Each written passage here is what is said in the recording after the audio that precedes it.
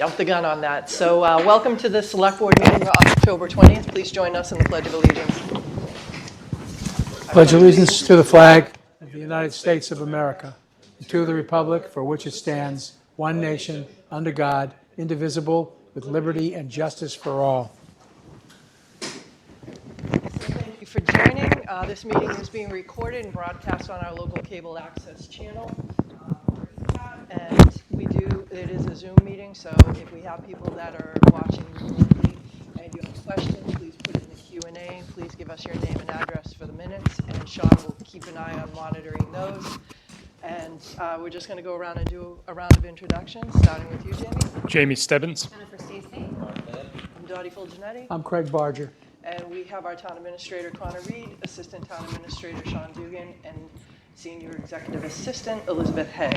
So we are going to just jump right in at 6 o'clock. We have our first item is a public hearing poll petition. If you'll read that, Craig. Sure. The Select Board of Easton has licensing authorities pursuant to Mass General Law, Chapter 166, Section 22, will hold a public hearing in the Colleen Corona Boardroom, 136 Elm Street, Easton, Mass. on Monday, October 20th, 2025 at 6 p.m.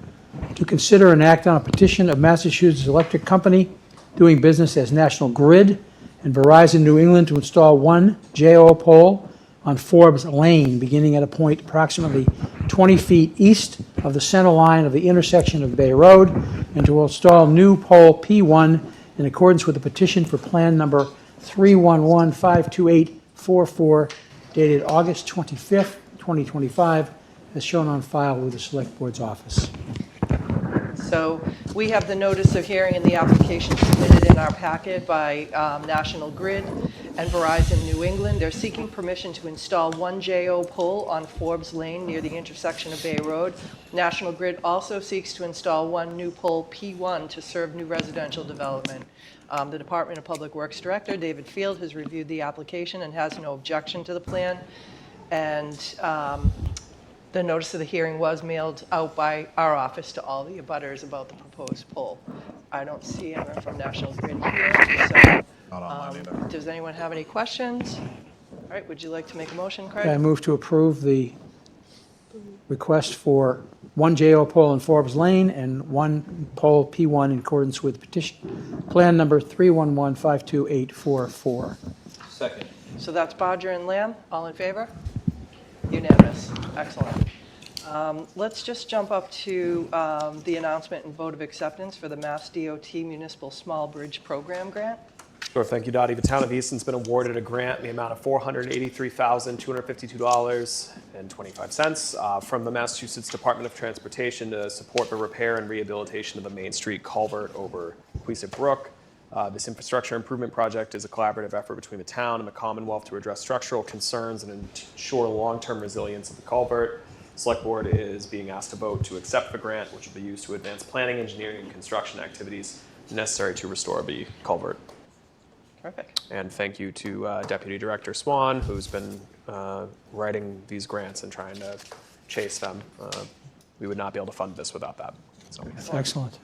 Any questions? All right. I move to approve in vote of acceptance of the Massachusetts Department of Transportation Municipal Small Bridge Program grant of $483,252.25. Second. So that's Bodger and Lamb. All in favor? Unanimous. Excellent. What about the road closure request? We'll jump onto that one. Sure.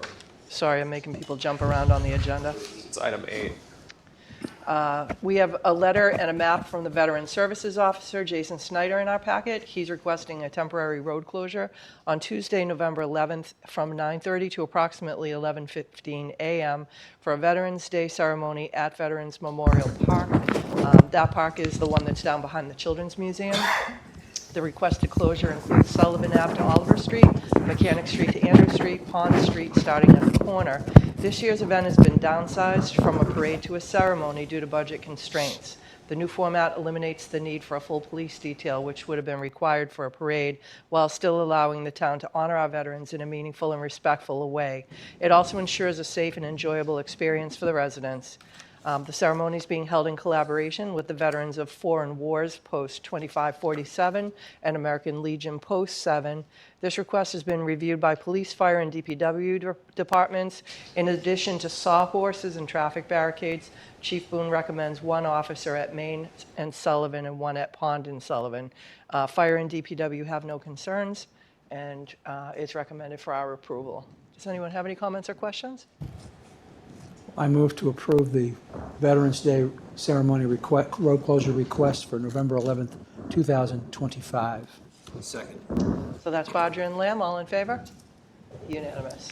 All right, we're going to go back to the next timed item, which is at 6:05.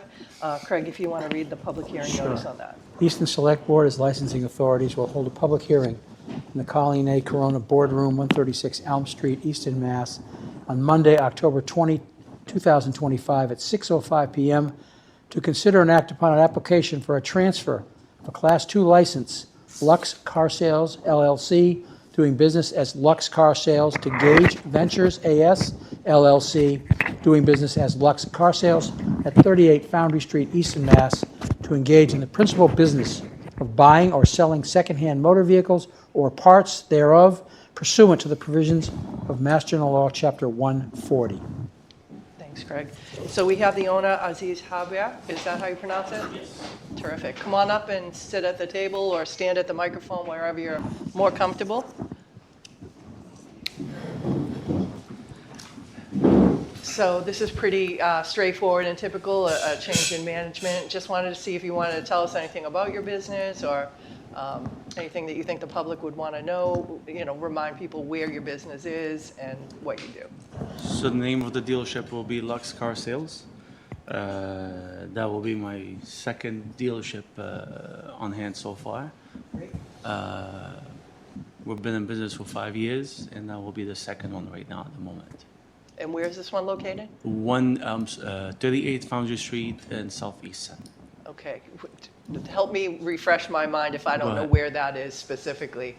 What's it near? Near, I would say Barrett's Ale House. Oh, okay. So way down the end. Yes, All right, great. probably like half a mile down. Okay, Off the exit. so if people, I'm trying to help people who want to find your location, they'll be able to put it into perspective that way. Yes. It's just beyond the intersection of 106 and 138 on the right-hand side. Is that where it is? Set back a little bit, or right there? Yes, so if you're talking across from the gas station, Yes. what is it called? New World. Yeah. New World. Yeah. Directly across, you can Okay, say. all right. Excellent. Thank you. All right, does the board have any questions? Where's the other location that you The are? other location is in Abington, Okay. 930 Bedford Street, right on 18 and 139. Wonderful. Well, thank you for coming to Easton and doing Thank business you. here as well. Yes. Great. Right? Okay, I move to approve the change in Class II license from Lux Car Sales LLC, doing business as Lux Car Sales, to Gage Ventures AS LLC, doing business as Lux Car Sales at 38 Foundry Street in Easton. Second. So that's Bodger and Lamb, all in favor? Unanimous. That was easy. Thanks for coming. Congratulations and Nice to meet you. Thank you. continued success. All right, we've got one more minute. Do you want to do? I would rather just invite You the wanna chief just- and deputy up, so because they have to get their presentation queued up and everything. Okay. Come on up.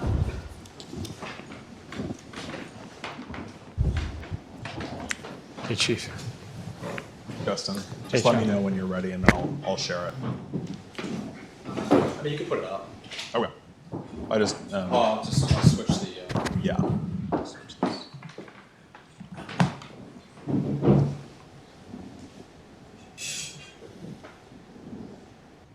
In theory, ready? Let's see if it goes. There you go. Oh, you see the arrow. All right. Good job. Business. Thanks for having us. Thank you for being here tonight. Can you take us right in? Yes. Okay. So we're here tonight to talk about the special town meeting Article 5 in particular. But we did this with the Finance Committee last week. We're going to do this here, and it's very similar, probably a special town meeting, similar presentation on what's going on with the fire department, how we got here, where we're at, and where we're going. So if you bear with me, I'll take you through a presentation on just that. So how did it start? Because everybody knows, I know this board is very aware of what's going on, but the public may not. So we're in a position where we're down a lot of people, and kind of give you the end before we start this. We're down a lot of people. There's not a lot of people to hire. It's a real challenge. We're not a marketable department right now. We got to find a way to survive and be able to protect all of you as residents. And the end result is the privatization of the ambulance.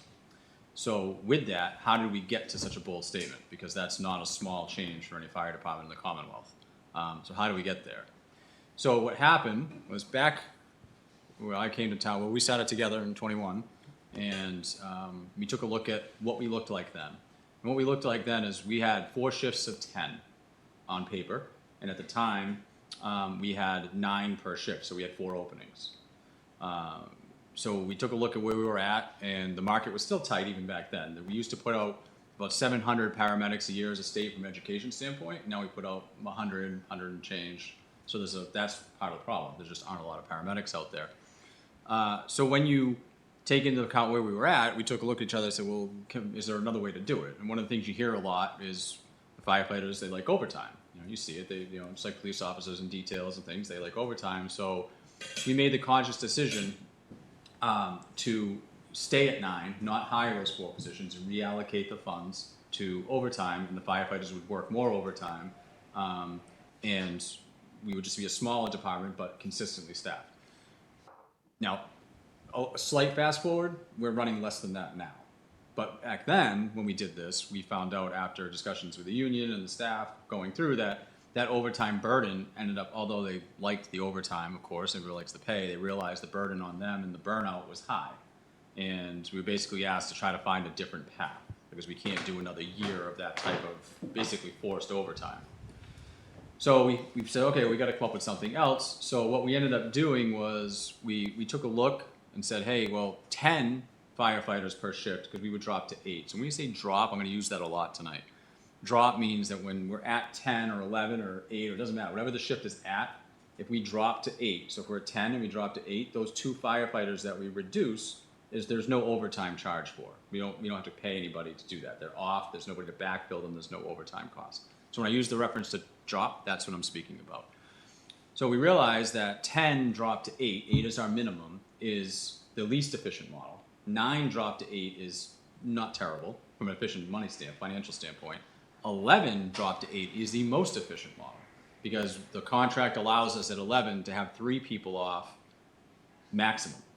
So then we were at that real efficient point, because 11, 10, 9, 8, there was no overtime there. So we could staff up and gain some benefits of when we weren't always down 3 firefighters that day because somebody wasn't off, we get a little benefit of added staff. So we took a look, said, hey, we can do that. And we came and presented to all of you in the town and said, well, can we do this? We're going to do this without asking for additional funds. We do it within our own budget, and that's what we did. We got approval, we went forward, we started the hiring process, things moved along, it was a way to stabilize the department. So then we said, hey, well, now we're gonna run 11 a shift, the prospects of new fire stations were there, new equipment, we've all been so supportive of us. It was a place people wanted to come to. We took firefighters from other fire departments, good firefighters from other departments, not like somebody who was having a problem. Like, these were good members who wanted to come here, be part of Easton, join what was climbing morale. It was just a great place to be, and it was really starting to look like a model for a medium-sized town of what it should be. Good equipment, good staffing, good buildings. It was just a lot of positivity. But within that same year, we noticed the trend in the beginning of the year. We led into 25 that there was a little budget cut that came. Wasn't as big as obviously what we took this year, but it was small enough, but noticeable. Okay, well, we managed to find some ways to work through it. We got there, continued our path to try to get all our shifts up to 11 because hiring's hard. And then we got to about mid-year of 25 rather. And the financial forecast for 26, as you are all keenly aware, I know I'm preaching more to those people who are watching at home, was not good. And the decision was made to freeze hiring. So we stopped trying to get our shifts to 11. The initial budget projections weren't good, and layoffs looked like a possibility. There were some unknowns, whether we were going to have a retirement or anything like that might happen. So there was some potential for active members to be laid off at the beginning of that, especially, and that message got out because we had to tell them the truth. And but a little further into the year, we realized that we had a lot of these terrible projections, but we learned that we could not lay off an active member through a retirement and some other movements, that we wouldn't have to lay off any active members. We communicated that, but the damage was done. Like the junior members feared for their livelihood. They had young families. We're a very young department. They knew that we were going to be in a really tough spot in 26, and the ones who paid attention knew 27 wasn't going to be any better, if not worse. So people left. A lot of people left. And between those junior members who were nervous leaving, they left. We had some people who got promoted out. Captain Zilo made chief at East Bridgewater. Captain Mosi went as deputy on Nantucket. So we lost, and we have a couple injuries that are probably going to result in retirement. So when you add up all these pieces, we find ourselves in a really terrible situation where we're down. Even though we're telling everybody, hold on, we're going to keep your jobs, the prospects of what comes in 26, but what comes in 27 scared the rest of them off because they knew they weren't going to do it. The override failed on top of all this, and that's where we ended up. People saw, they finally understood that without the override, we were going to be in a real problem in 26, 27, 28, depending on how things go, what happens in town, and it was going to be a long road. So we ended up down down 10 positions, close to 25% of the department. And for perspective, we were only down 2 positions on paper this year. So the cut, if you will, the cut that came out of the override failure was some training funds and 2 positions. We ended up down 10. So we're missing an entire ship. So if you had a 4-legged table, we're down an entire leg right now. We're hanging on. It's balancing, but not quite well. Don't put any weight on one side of it. It might fall over. That's where we're at. And we're struggling through that. And as a result of that teetering effect of that table analogy is overtime became a problem because we had to cover people's vacation days. People were stressed out. They were overworked. They didn't want to work extra anymore. It was too much. Now, but we still got to let people take time off, so we're forcing them to stay. Morale was going down. We lost all the firefighters. We got morale down. We become an unmarketable department. People aren't going to come here knowing they might be laid off in a few months. So what I'm painting the picture of is a really terrible situation to dig out of. We've created a really large hole, and we dove way down it super fast to the point that we really can't get out of it in any real fashion without long-term town-wide financial stability. Because you could take from stabilization or something and give it to us for 1 year, but we can't promise somebody they're gonna have a job after that. And that's the problem. We can't promise people that come join the Easton family and stay here. We can hire you, but I don't know what's gonna happen in 12 months. And that's not a marketable tactic, especially when everybody else around here is hiring. So we get into 26, we're down those staff. 27 doesn't look good. Even though there's a potential override in the spring, if it's not, any bit helps, and we certainly need it, even if it's targeted override for fire or something like that. But the prospects of what does 27 and 28 look like if it's not a town-wide override that fixes the whole system. And those things continue to make us not marketable. So all these things I just told you in these last few minutes here have been, we had a lot of problems with not a lot of answers, and we had to go back to the drawing board to say, any normal method of fixing this is not an option. We don't have the funds to hire people, first of all, and promise them they're going to keep their jobs. There aren't people to hire, even if we did, because there aren't a lot of paramedics out there, and we can only hire paramedics right now.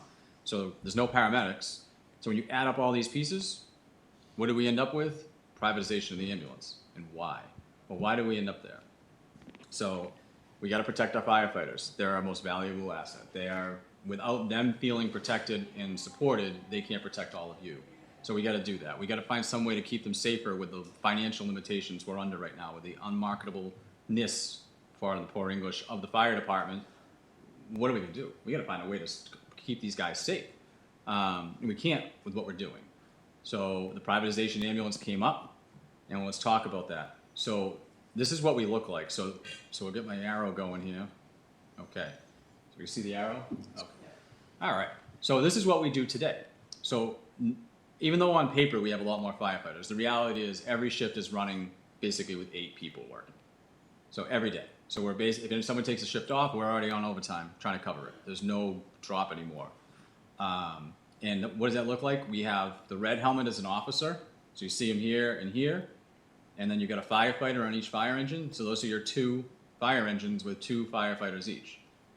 4 is what the standard is for what the fire service uses with NFPA. We'll talk about that as a future slide.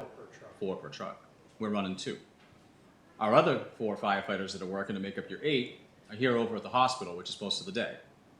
So half your shift is at the hospital, which means you're only left with these 4 firefighters, 2 of which are supposed to be the people keeping everyone safe, not the ones dragging the hoses into a building or watching they're supposed to step back and keep everyone safe, watch the situation, watch it.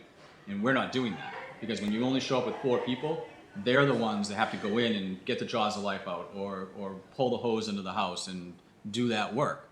So 4 people protecting 26,000 people in 30 square miles with 2 fire engines with a 15 to 20 minute crosstown time is that's not good. Like, that is putting our firefighters at real risk, who are going to go above and beyond and jeopardize themselves to protect all of you. That's what we do.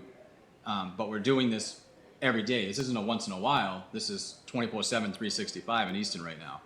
And on top of that, when this situation's going on and the ambulances are out, our ladder truck, not in service, so that's not used. It's just going to sit there.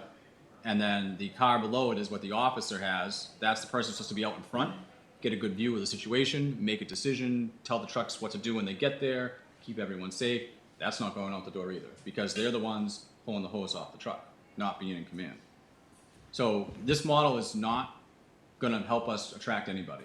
This is not enough people. It doesn't work for what we're doing. And we said, well, geez, is there a way to do this differently, that we can actually condense our firefighters, the people we have left that we want to hang on to? How do we do it? Well, how do we do it is what you see here. So there's going to be 2 versions of this, one at 8 and one at 7. We'll talk about that. That's that drop thing that's going to come back. Oh, this one touched me. I got to watch out for that. So in this model, you'll see that we're at 8 firefighters, which has, where's my arrow?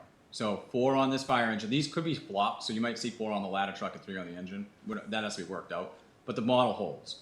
So you'd have 4 on the engine, 3 on your ladder truck, and then you'd have the 1 car up top. And you'll see that there's three helmets, red helmets. So you're going to have a captain and then 2 lieutenants, because each truck should have someone in charge. So if they go to a medical emergency without the captain, somebody on the truck's got to be designated in charge, and we use rank for that.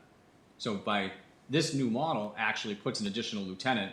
We're not going to hire 4 more people. We're going to promote people from within to have that rank and authority, to make sure that they're the person that's designated, the red helmet, if you will. They're in charge. So we gain every day, 24/7, you're going to have an officer in the car, out front. You're going to have at least 3 or 4 on the ladder, or 3 or 4 on the fire engine. And the private ambulances, they'll be dedicated to Easton. So you're going to have 2 ambulances in Easton, housed in Easton, to protect us just like we do today. They'll be ALS, they'll have advanced life support, they'll have paramedics on them. We'll still maintain our paramedics licenses, and our trucks will actually become non-transporting ambulances. We'll license them that way, so they have all the ALS equipment on it, so that if we get there first, which will happen in a lot of cases, we'll end up providing initial care at the ALS level. Monitor, IVs, all that stuff will happen. And then when the private ambulance gets there, we'll do like a transfer of care, and they'll go to the hospital. And if there's a need for additional help, we could provide a paramedic to the ambulance to go to the hospital as well. So the level of care, we'll keep it the same. We are condensing our staff. So even when both ambulances are at the hospital, there's more firefighters left over here now than there was on the previous slide. On the previous slide, you only had 4 when they were at the hospital. In this slide, we're going to have much more robust response with more industry standard trucks. So we're hopeful that this is actually a way to kind of bridge the gap and create a sustainable model where our firefighters feel safe given the financial struggles of the town. And this is the 7 model. So this would be if 1 firefighter was off on vacation. This is what it would look like. So the minimum would be 7 working, and we would have the 3, 3, and 1. 3, 3, and 1 up here. The ambulances are at the hospital. It doesn't take away from the actual duty crew staffing. So very out of the box thinking. This isn't something that's been done in decades. I don't even know, like, probably my lifetime since, because there's plenty of places that have private ambulance, but no one's gone to private ambulance in a very, very long time. People who have them have kept them or got rid of them, but no one's really gone the other way. And we're just kind of at that precipice of a real struggle to do this. These models, we've had a lot of conversations with a lot of the end users and players and try to figure out how can this work to make sure we can do it. We got a lot of positive feedback. So we talked a little bit about how we're going to staff our trucks better in this model. We're going to have industry standard staffing on the trucks. And then we're going to really gain a traditional fire department response model not taken away from by the ambulance. Consistent staffing on the trucks that they can count on and train on every day. And that's important because when we jump trucks one to the other back and forth, that's challenging for us. We do that now with the ambulance. And when you have 11 working, it's a lot different than when you have 8 trying to staff the 2 ambulances. It's much harder when you only have 8. So what do we see? So this takes us into where are we going? To 26, 27. Our response times will stay the same, if not improved, because we have that dedicated fire response that can do it medicals that isn't going to be tied up on going to the hospital with the ambulance. We'll still keep the ALS. We'll have 2 dedicated ambulances housed in town, most likely at our old Depot Street station, the current one before the new one opens. So that will be, because we're going to vacate that, it's renovated. We were tasked with trying to find a use for that building and not let it die and keep it alive. And this is a pretty good one. It's set up to do exactly what we're asking. No modifications needed, really. And then our paramedics will stay paramedics and still provide that care. You'll still have an Easton firefighter show up at your every medical. Our run volume will stay the same, and you'll see that Easton patch in the room that will smile at you and try to help you out. The biggest difference is once we get you set up, you go to a hospital in a non-Easton ambulance. So that'll be the difference. We'll assist them. And then the bottom line, no matter what happens, our dedicated fire response is 75 to 100% better than what we're doing right now already. That's the bottom line. And that's the whole idea.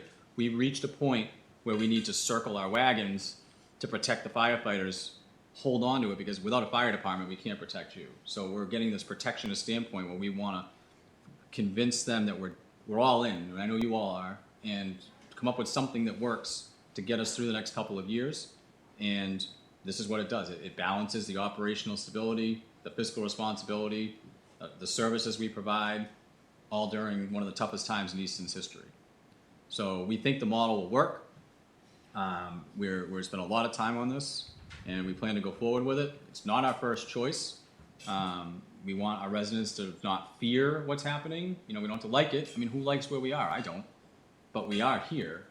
We're going to do something to protect our residents. We got to fix the fire department so our morale can come back up, the stability, and people want to be here. Our fire suppression capacity will be more consistent, which makes it stronger.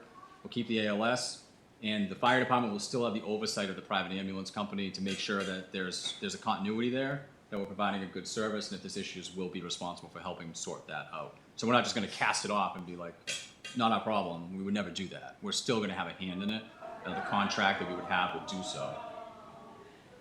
So what brought us all here tonight for this presentation was a special town meeting. There's an Article 5, which asks for some funding to help the transition. It helps fund some transitional study to make sure we're doing the transition right. Like, this is coming, like, we're doing this is happening. It's more to make sure that we're doing it the best way that we can in the most fiscally responsible way, in the safest way, and have an outside set of eyes take a look at it. It also provides some money to help with public outreach to make sure we're educating the public and putting some information out there so people aren't scared. And any unforeseen costs related to the transition for the fire department to help stabilize it as we see it. So if something comes up that we didn't foresee, there's a little bit of money there. This is not a stabilization account. It's just to stabilize the fire department. That was a question that came up last week. So we're not creating a stabilization account. This is just a warrant article, put a little money aside to help us through this transition. And this is one of the things that this would make a big difference to help us, but without it, we still have to do it. So even if it was voted down, like we're still going forward. It's just going to tie our hands and make it so much harder. But this will give us a little bit of breathing room to make it happen. And then as we approach the transition into calendar 26, we'll provide the public with some more of it, and all of you, of course. That is the presentation, and certainly take any questions. All right, I'll start with you, Jamie. So, a couple of comments. One is we know too, this would help with our neighbors, right? To make it so that we're not constantly the draw, right? Where you balance that relationship with your neighbors. And I know that's extremely important too, because we don't want to become that community that's constantly needing outside help. And you're already seeing now, right? So it does make sense. It also makes you more attractive again, right? To start to recruit and bring high quality people, high caliber people back to the department and you've lost a lot of high caliber, high quality. You had an amazing team. And so those folks we've lost have been a huge hit every time they've left. So I understand the position we're in, and I think you guys have spent a lot of time. That's what a lot of people aren't aware if they're watching at home.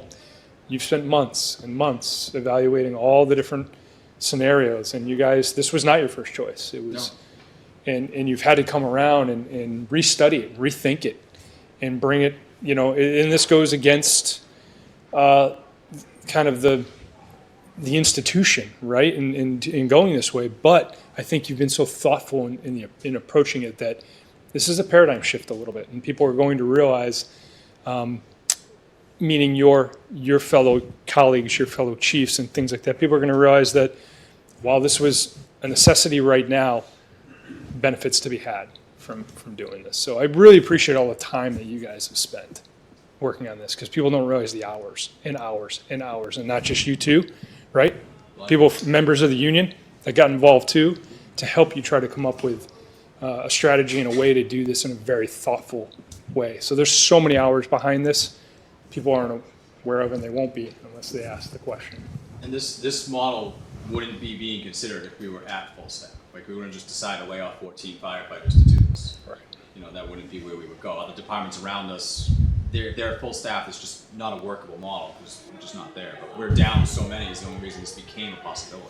And I don't want to minimize the benefits of having the full staff and all of the other proactive things progressive things you wanted to do. Continuing to bring in outside fire, communities to repair their vehicles, and the ability to continue to increase our receipts for ambulance and make that a revenue source. But right now it's not a revenue. You're losing because of all the time, and we know it's a lot of time spent at the hospital. You don't just send an ambulance there, drop someone off, and come back. You go get in line, right? Sometimes your firefighters can't leave because they're in a queue. And there's waiting room, the ER is just backed up so much, and we see more and more pressure on healthcare, making that an even more difficult, more challenging environment for you guys to be able to work within. So there's a lot of other factors forcing, putting pressure on this model right now, and that's something that we'll have to, and I know that's part of this transition where you'll get out and actively explain to the community in the outreach, all these different factors that go into this. So thank you. So last week in the budget subcommittee meeting, we spent probably an hour. The finance committee, select board representative, was Jamie in this case, and school committee representatives, we each do a sharing out of what's happening, and it's guided by several questions. And the amount of things that we're hearing about that we have no choice to kind of consider, that we don't want to do, that are not our first choice, it's alarming. This is probably the most extreme situation right now we're dealing with, and I think you said it perfectly. This is no one's first choice. We don't want to be in this situation, but we're at a point in this timeline where we just have no choice but to start making really hard decisions that we wouldn't otherwise. So I just want to thank you both. I know this is a huge, controversial in some way decision. It takes a lot of guts to lead when things get tough and to stand up and talk about changes that people have instant reactions to. I mean, I know we all reacted as well and said, wait, this is a big change. And your clear explanation, covering all of the details, walking through all the pieces, put me at ease, and I think everyone up here as well. But I won't speak for them because they can speak for themselves. But put me at ease personally that this was a decision that you've thought through every single angle, and it's thoughtful, and it's it's a solution, and we need something, because this is really a matter of life and death when you start to think about it. The fire department wouldn't survive another year running like we are. We have to do something. It's either find a path to grow back or do something drastic. And this is drastic. But our firefighters need to be protected, and we got to convince them that we're doing that. And sometimes it takes these drastic things. And, in the end, I think we'll come out on the other side okay, and we'll grow out of that, and we'll adjust to the new paradigm. Now, like Jamie said, we know the countless hours that have gone into this short presentation and how much thought and energy has gone into it, so thank you.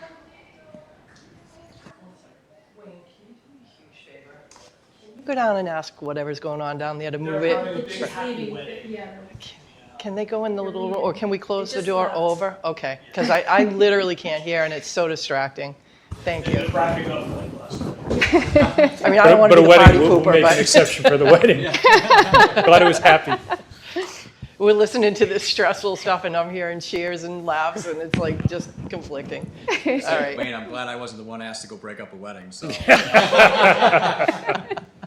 All right, Mark, go ahead. As soon as I ask it, it stops, right? Thank you for everything you've done thus far, and I know you have a lot more work ahead. I think back of when the override failed. I think our biggest concern right out of the gate, the meetings that followed, was we have a lot of financial concern, but then the safety, the concern of safety, and seeing the writing on the wall. You didn't sit back and say, well, this is it. This is what we're just going to manage through it. It was no, potential solution, potential solution, potential solution. And the more you dig into it, the more you realize your back's against the wall. And these potential solutions aren't really even solutions. There's actually only one solution that could viably present itself. And this is it. I know it's responsible for the fire department. I know it's responsible for the residents.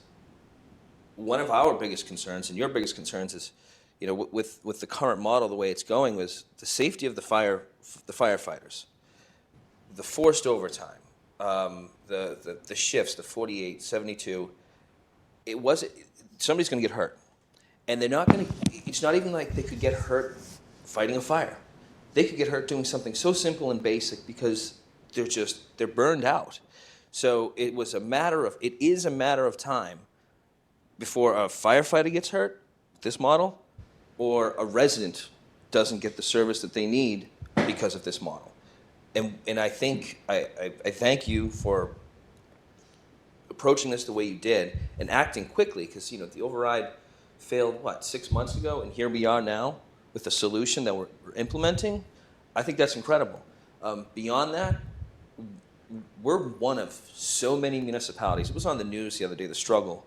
This whole special on Channel 5, the struggle of fire departments across the state. We're right in the middle of that. But we're going to be leaders. You guys will be leaders. Mark my words, a year from now, those fire departments, with this paradigm shift and their current way of thinking, with their current set of difficulties, and they would always, it has been for decades, this model. And to veer off of this model is almost like what are they doing? Yeah.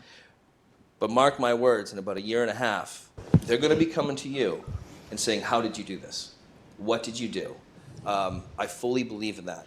I think this is the right path, responsible path, fiscally, safety. And I see a lot of silver lining in this. I see when we come out the other side, why not approach it as we'll be better off for it? Now, I understand nobody wants to lay off firefighters, but at this point, there's not even people being laid off. They left. So there's still a couple that'll be out there. Okay. Just to catch that. Fair enough. Even that being said, on behalf of the community, we have to do this. Of course. We have to do this. You can't make a decision. I can't support something based off of that without being insensitive. My concern is the 26,000 residents of the community and the overall safety of the fire department. So fully supportive, and thank you for what you've done to get us to this point, and I'm here to support you moving forward. That's a tough act to follow, those three, you know. You say they hit all the points. Exactly, exactly. First of all, I want to thank you guys for the amount of work that you've put in. We've had a number of conversations about this, and I have a great deal of respect for the creativity that you came up with this idea. I had a fear that this was going to happen as a result of the PACE committee laying everything out, and the people in the town, unfortunately, not seeing that this was going to happen. And I concur with Mark that they were very concerned about the safety of our firefighters, and I've talked to a number of them, and I understand how difficult it is. It's a difficult job to begin with. Not when you start talking 48 hours, 72 hours on a shift. That's unmanageable for a long period of time. So I really understand exactly what you're going through, and I appreciate the work that you've put in. I'm hopeful that this will be successful. I assume that that both ambulances will have Easton on the side, so people, when they see it coming, it's an Easton ambulance. It may not be Easton firefighters, but it's an Easton ambulance. We have the company name on the top, and then Easton on the driver and passenger door, like Easton Excellent. Medic 1, Easton Medic 2. Yeah. So you know that ours. And I appreciate the request for some funding to be able to take a look at the feasibility of this, to help manage the transition, and very importantly, to get out to the public so people understand what we're facing, why we're doing this, and that we're concerned about their safety as well as our firefighters. So I really appreciate it. I know how difficult this is for you guys. Thank you. Appreciate this. So when I ran for office in 2013, one of the biggest challenges that was happening at that time was, what are you going to do to beef up the fire staff? We were at our lowest point ever then, and we have made such incredible strides over that time period, and it just feels like, for me, I'm back where I was 12 plus years ago, like starting over again, which is really frustrating and scary and disappointing. I just want to, first of all, thank you guys for being such strong leaders. It's a lot of stress. It's a lot of pressure when we, talk. Whether it's on camera or off camera, you're positive, you're strong, you're reassuring. But it's a lot of pressure on your backs, both of you, and for the staff. And I just want to really acknowledge that so people can think about that. Like, you have the lives of 26,000 people in your hands, and you've got to make decisions and fix these problems, and it's really difficult. So I want to acknowledge that. I have a couple of just like kind of random questions. What do we do with the ambulances that we have now? So those are good. We turn into surplus, and we surplus them off, so we wouldn't have them anymore. So we use the regular process with 30B to surplus them off.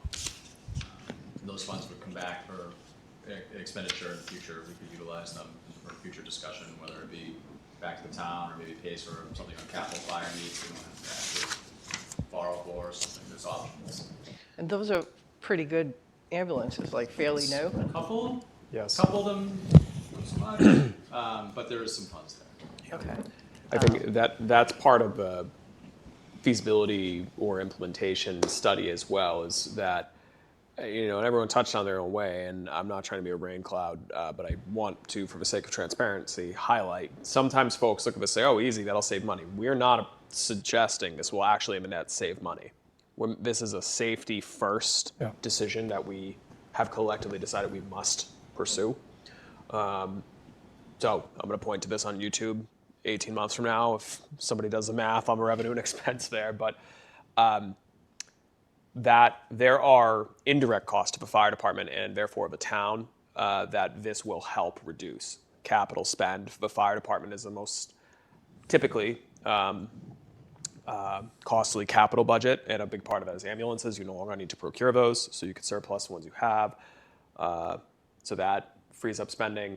Obviously, certain healthcare plans and pension costs when you have a smaller staff. So I wanted to work that in at some point. I won't be a rain cloud anymore, but Well, that was my next question is what does this do to the impact of the ambulance revenue? So it's not a money saver from that perspective. No, in fact, it does cost a little bit of money to do this relative to the ambulance revenue, but it costs much less than what it would take to actually restore us back to where we were. So we're picking the less expensive model in the interest of firefighter safety, considering even if we had all the funds, we wouldn't have the firefighters to hire. Right. Everyone's Right. stealing from everybody right now, firefighter-wise, and we're not the destination. So it's the best path, in my opinion, and the least expensive, but also provides the best safety given the market. And I think that's a really important point, because there are folks who might say, if the select board have publicly stated, as you have, that you think that, although we need to work the details out, that an override of some type should be put before people to consider next year, why not just put funding forward for a fire department and fix it that way? It is, the chief said it, and Mark alluded to it, even if that passed, which is a big if, given the track record, those funds aren't available till July of 2026. Then you have the hiring lead time. You have the other factors the chief referenced, that if it was a targeted one that only benefited fire, none of the structural challenges are fixed, so that doesn't do you any good for 28. It's too far away. And this has become so acute, so fast. Dottie, you talked about 12 years to get to, we had a really good thing going.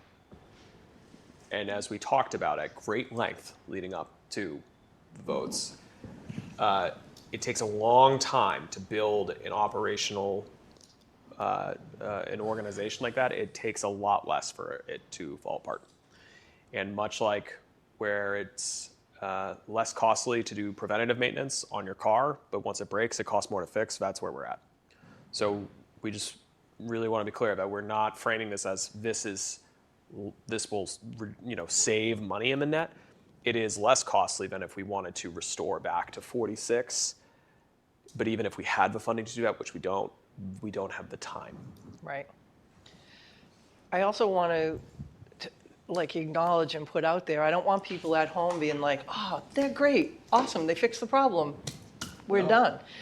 We're still going to need more money for the fire department, specifically across the board, but really specifically, this does not fix, this is not a proactive solution. This is a reactive solution.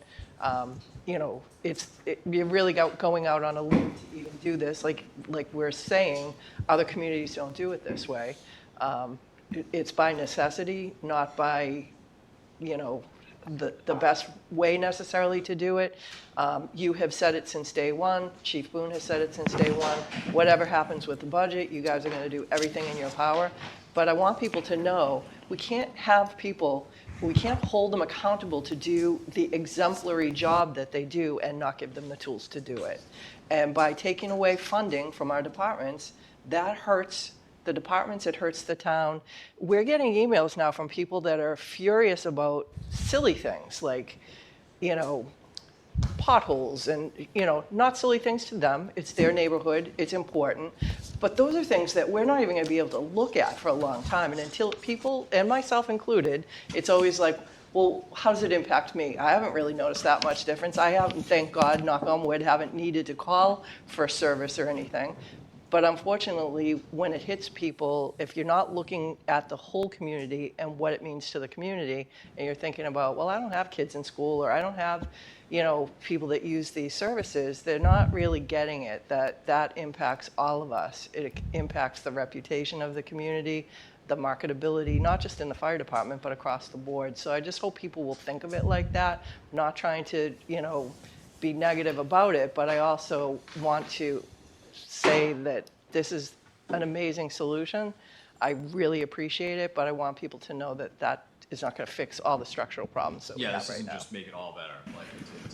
We're putting a really big Band-Aid on and doing something really different to try to hold it together.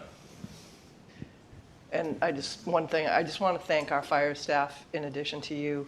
They are just in such a tough spot right now. The amount of hours that they have to work away from their families. I hope people will think of it like that, or if you know any firefighters, ask them about it, because they're doing it, they're still doing an amazing job. I look on social media, I see how many things are happening with multiple incidents at the same time. All the communities around us are putting that out there now, and I think it's important that people know that. They're not just sitting around the fire station, they're out at accidents and really important things, and doing that under stress and exhaustion is not good, and I just want to thank them for, doing what they can to do their best. If I can add to that, I appreciate that. The reality is, and it's a good opportunity to thank a lot of people, is what's happening with this whole privatization discussion internally is part, it's very hard on the firefighters. It can create division. It's stressful, and I'm thankful that all of them, they're coming to work, they're being professional. We haven't seen an uptick in any complaints. They're getting the job done. They've been good to work with through probably one of the most stressful things the fire department's ever gone through around here in a very long time. So I'm grateful to all of them. And if any of them are watching, thank you, because this isn't easy for me. It's not easy for you. It's most definitely not easy for them. And just lastly, none of this would be possible without Deputy Carol and our executive assistant Kathleen. I couldn't have done this. This wasn't just me. This was a lot of work by the two of them as well. So just thank you. Get it on camera so you can say thank you. Go ahead, Mark. Just one last question, comment. For the private ambulance service, I thought I heard this earlier.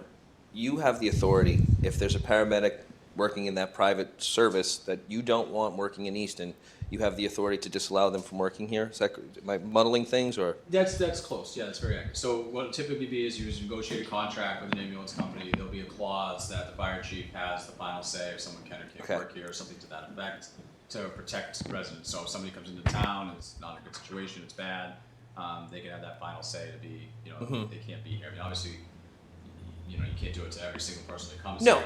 There's got to be something significant to cause that. But yes, that's not unheard of. I would expect that to be part of it. I just wanted that brought up because that, for me, provided a lot of comfort to know that you still have that authority if something like that is it's not working out. That was a big deal to me. And the residents of the community, I think their number one question is, what does this mean to my level of care? And when I'm talking to the community, that is something I'm going to share pretty early in on the conversation. So, I have one thing too about the feasibility study. I assume that part of the discussion will be with the private ambulance company is getting the information that our firefighters already have about some of the folks that we see on a regular basis. That information will be available to them so that they don't have to make mistakes or ask too many questions before understanding what's exactly going on. So some of that's compartmentalized because we can't really disclose it until we're there. Right. The way the system actually works is that as a private ambulance comes to a scene with us, we'll have the data and we'll provide that to them. And then once it's with them, it's in their system. Right, okay. So you can't really offer it up necessarily up front. Right, okay. But it gets passed down very quickly. And then whatever system the private ambulance company uses will store that and they'll keep it so that they'll have that going forward as far as the PMH and things like that. And Chief, a lot of the actual dispatch information is SEMRAC, right? So like the call information and the dispatching of the equipment and the personnel is centralized with SEMRAC. Right. So the private ambulances, to Connor's point, will be dispatched through SEMRAC. They won't dispatch themselves. It's not like a separate phone call to slow things down. And they'll report to our officers as well. They're not going to be like on their own. They follow what we ask them to do. They're going to work for our officers and firefighters and as a team. Right, okay. And they'll be housed in the small station in Depot Street so that you'll have that communication when it's necessary. Set up, it's ready to go. Station alerting's in place. Right. That's kind of a silver lining that's there. I mean, otherwise, you have to house them in your stations, which isn't necessarily the ideal scenario. The way the systems work, they're a little different. And then trying to find real estate in town where there's a building you can convert to put ambulances inside and create bedrooms and living area and a kitchen. It's not like the drawer. Is that available? Yeah, it's not cheap, and is it even built? Because if you had to build your own, you're talking a long process. So timing worked out very well on that aspect. Excellent. Okay, thank you. Well, thank you so much, both of you, for being here tonight. And I hope people watch this. Appreciate it. While we still have the chief and deputy, it's listed as Article 5 on the agenda. We consolidated the collective bargaining into the budget one. So in the agenda says Article 5, appropriation of available funds for transition costs. It's Article 4 on the printed one. It covers what the chief has talked about. It's $195,000. It would be from available one-time funding. The rationale doing this as a special article rather than just putting it into the fire department is we don't want to increase the amount of one-time money in the operating budget in 26 because that just builds a cliff for next year. So it's pretty broad. It's for implementation analysis, related consulting services, to cover costs associated with transition, a new response model, unforeseen costs needed to stabilize. As we know from moving to SEMRAC, there's not exactly a step-by-step guide for management, so sometimes things come up that you don't necessarily anticipate. You may have overtime or other costs, so this would give a flexible appropriation that the town and the chief have access to make sure the department is running as safely as possible, and that we are doing the best possible implementation of this we can. I'm So- confused. Where are we on this? We Article 4. Well, it's Article? 4. so in the- we deleted an article on your printed warrant. So if you Oh, okay. so All right. That's in your why I'm printed looking at it. warrant, it's listed as Article 4. Okay. And so that's associated with what the chief's presentation was. So before the chief and deputy hopefully get some dinner while we have our planning friends give us presentations tonight, we wanted to just make sure there's no outstanding questions from the board. If there are none, Okay. ask for a vote to include and recommend. Okay. Any questions on that one? Craig, do you want to? So if this is moving to strike the previously No, include. that's Something we're gonna have a separate. whole lot of moving pieces of Okay, warrant tonight, okay. just this one. So it would be a motion to include and recommend Article 4, and you may as well read the title so that it matches the Okay, agenda. so it's Article 4, which is appropriation of available funds to fund transitional costs related to the privatization of ambulance services, stabilization of the fire department, and for implementation analysis to guide the transition, the amount of $195,000. So I move to include and recommend. Second. So that's Bodger and Lamb. All in favor? Unanimous. Thank you all. And can I just throw one more thing on here while we're at it, because to try and change and uplift the mood before we transition to presentations? The acceptance of gifts to the Easton yes. CERT team There you from go. the Easton Lions. I saw that look sorry, of panic Elizabeth. on your face. What is she doing? What is that? Item 15. Yes. So we have a memo of a donation from the Lions Club, which is very generous, that the CERT team received a donation of $700. And we acknowledge and we vote to accept that and use some thank yous and gratitude. But the Lions Club is very generous to our community and to support the CERT team. Do you want to just say real quickly what the CERT team does? Give a shout out to them. So our CERT team is a bunch of resident volunteers who take on a lot of the, say, non-emergent tasks that the fire department, let's say, couldn't do or don't have the resources to do. They help at events. They go around and if there's an emergency, a couple years ago when we had one of the big storms, they would help them go door to door to check on residents.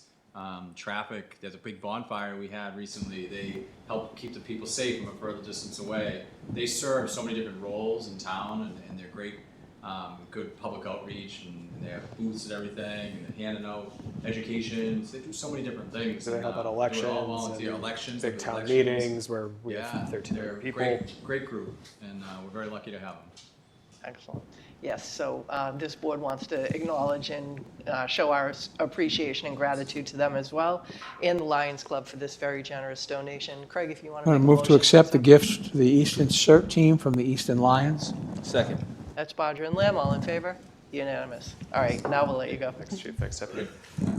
Thank you. Thank you. Thank you. Dottie, we still have 2 minutes if I could recommend an item, not for the chief, sorry. The action item A, it's printed in red on your agenda, the easement for National Grid. Yes. So for the board's benefit and the public's benefit, we post a revised agenda today.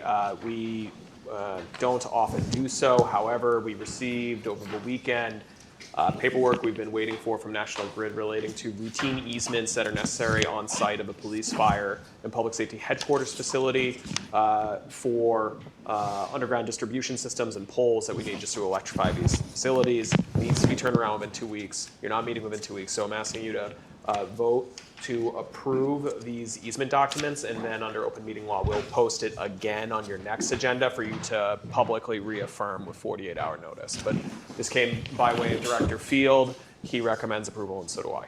Okay. Any questions? All right, Craig? I move to approve the easement at 524 Depot Street to be granted by the Town of Easton to Massachusetts Electric Company. Second. So that's Bodger and Lamb, all in favor? Unanimous. Awesome. Thank you. Terrific. So our first presentation for the night is very exciting. It's the master plan update. Wayne, do you want to lead us on this? Absolutely. Thank you so much. Terrific. So I'm Wayne Beitler, Community Planner in the Planning Department. I'm here with Jeff Bagg, a Senior Planner at the BSC Group. You have some information in your advanced materials. You'll remember, of course, that we did a major comprehensive plan in 2014 in Vision Easton. It's good practice to revisit your comprehensive plan every decade or so to do an update, not a massive rewrite, but an update to see what's changed, what's new, what's different. And we got a grant from Housing Livable Communities to work with a consultant to look at the Envision Easton master plan, do this master plan update, appointed a master plan update committee. They've met over a dozen times. We've had some public meetings, some comments received. And so tonight we have a recommended near final version of this master plan update. And Jeff, if you'd like to take from here, let me know when I should advance things. Can I just tell you, I love that. I love that slide, and I love that logo of the updated logo for the Envision Easton. Really like it a lot. Funny thing about that is the shovels always point down. The first version had the shovels up, and the DBW director was like, "No, you got to put the shovels down." So it's good. You're learning the Easton way. That's right. You can go to the next slide. Thanks, everybody. My name is Jeff Bagg. I'm a senior planner at BSC Group. We're a multidisciplinary firm out of Worcester. I've been in this project since December, and I'm really happy to be here tonight. You know, we're really close to the end. The process from here, we wanted to present, an overview to the select board, and then we're going to the Planning and Zoning Board on November 3rd. For that committee is the committee who formally adopts the master plan. And so we've been there in September, gave them a draft, and we're hoping that they're potentially ready to adopt the plan at their next meeting. I did want to reiterate that there is a complete version of the master plan in the select board's agenda packet online, and so that's available for everybody, and hopefully you've had a chance to look it over. I think the key things here are that the master plan is sort of it's a blueprint. It's really actually pretty high level, and it covers a broad set of topics, actually some of which you'll hear about in more detail tonight, and that's the way the master plan works. Is it's an overarching document that asks the town to do more detailed plans, and so you get that through the municipal surplus properties project and your climate action plan. Those are examples of the master plan says you should do those, and then you take another step and you do the more detailed analysis as a next step. As Wayne said, the initial plan was 2014. It's a tremendously detailed document. It's super long and it's challenging to read, and so our goal is to create a document that we hope that residents will be able to thumb through and see and maybe get to the end. It's about 60 pages versus about 450 pages that was compiled in 2014. Really sort of refining and enhancing the existing plan. It's not a full rewrite. Our task was to look at what the town was able to accomplish since 2014, and there's been a lot, and then identify new trends and challenges that weren't really picked up in 2014, and a lot has changed in 10 years. So, it's a perfect time to do this sort of update and refresh, and we found a lot of things that the town, will want to look at moving forward over the next 10 years. Really, we did updated demographics, and we, looked at land use, housing, zoning, economic development, and environmental trends. Talked about kind of the emerging challenges and trends, and we cover that in the document. And again, the master plan's adopted by the Planning and Zoning Board. Two things I just wanted to say, based on some of the discussions that have been happening, we've been immersed in Easton for almost a year. The plan doesn't do anything automatically, so it's a really important message. There's no appropriation, there's no money that's attached to this, but it is a guide. It is intended to be a resource for everybody in this room, for residents to look at as decisions are being made in the future. So I just think it's important because there's a lot of ideas in here, but it's just nothing is automatic and nothing's going to happen unless someone initiates it. Next slide. Just a quick overview of our process. You all created a master plan update committee last year. That committee has met approximately 13 times since they were formed to kind of get to this point in the process. We came for a full day in February, and we interviewed various town officials and town staff, and we had the Chamber of Commerce brought business owners, And we had, conversations with those stakeholders to get a sense of their perspectives and information that they were able to provide us at that stage.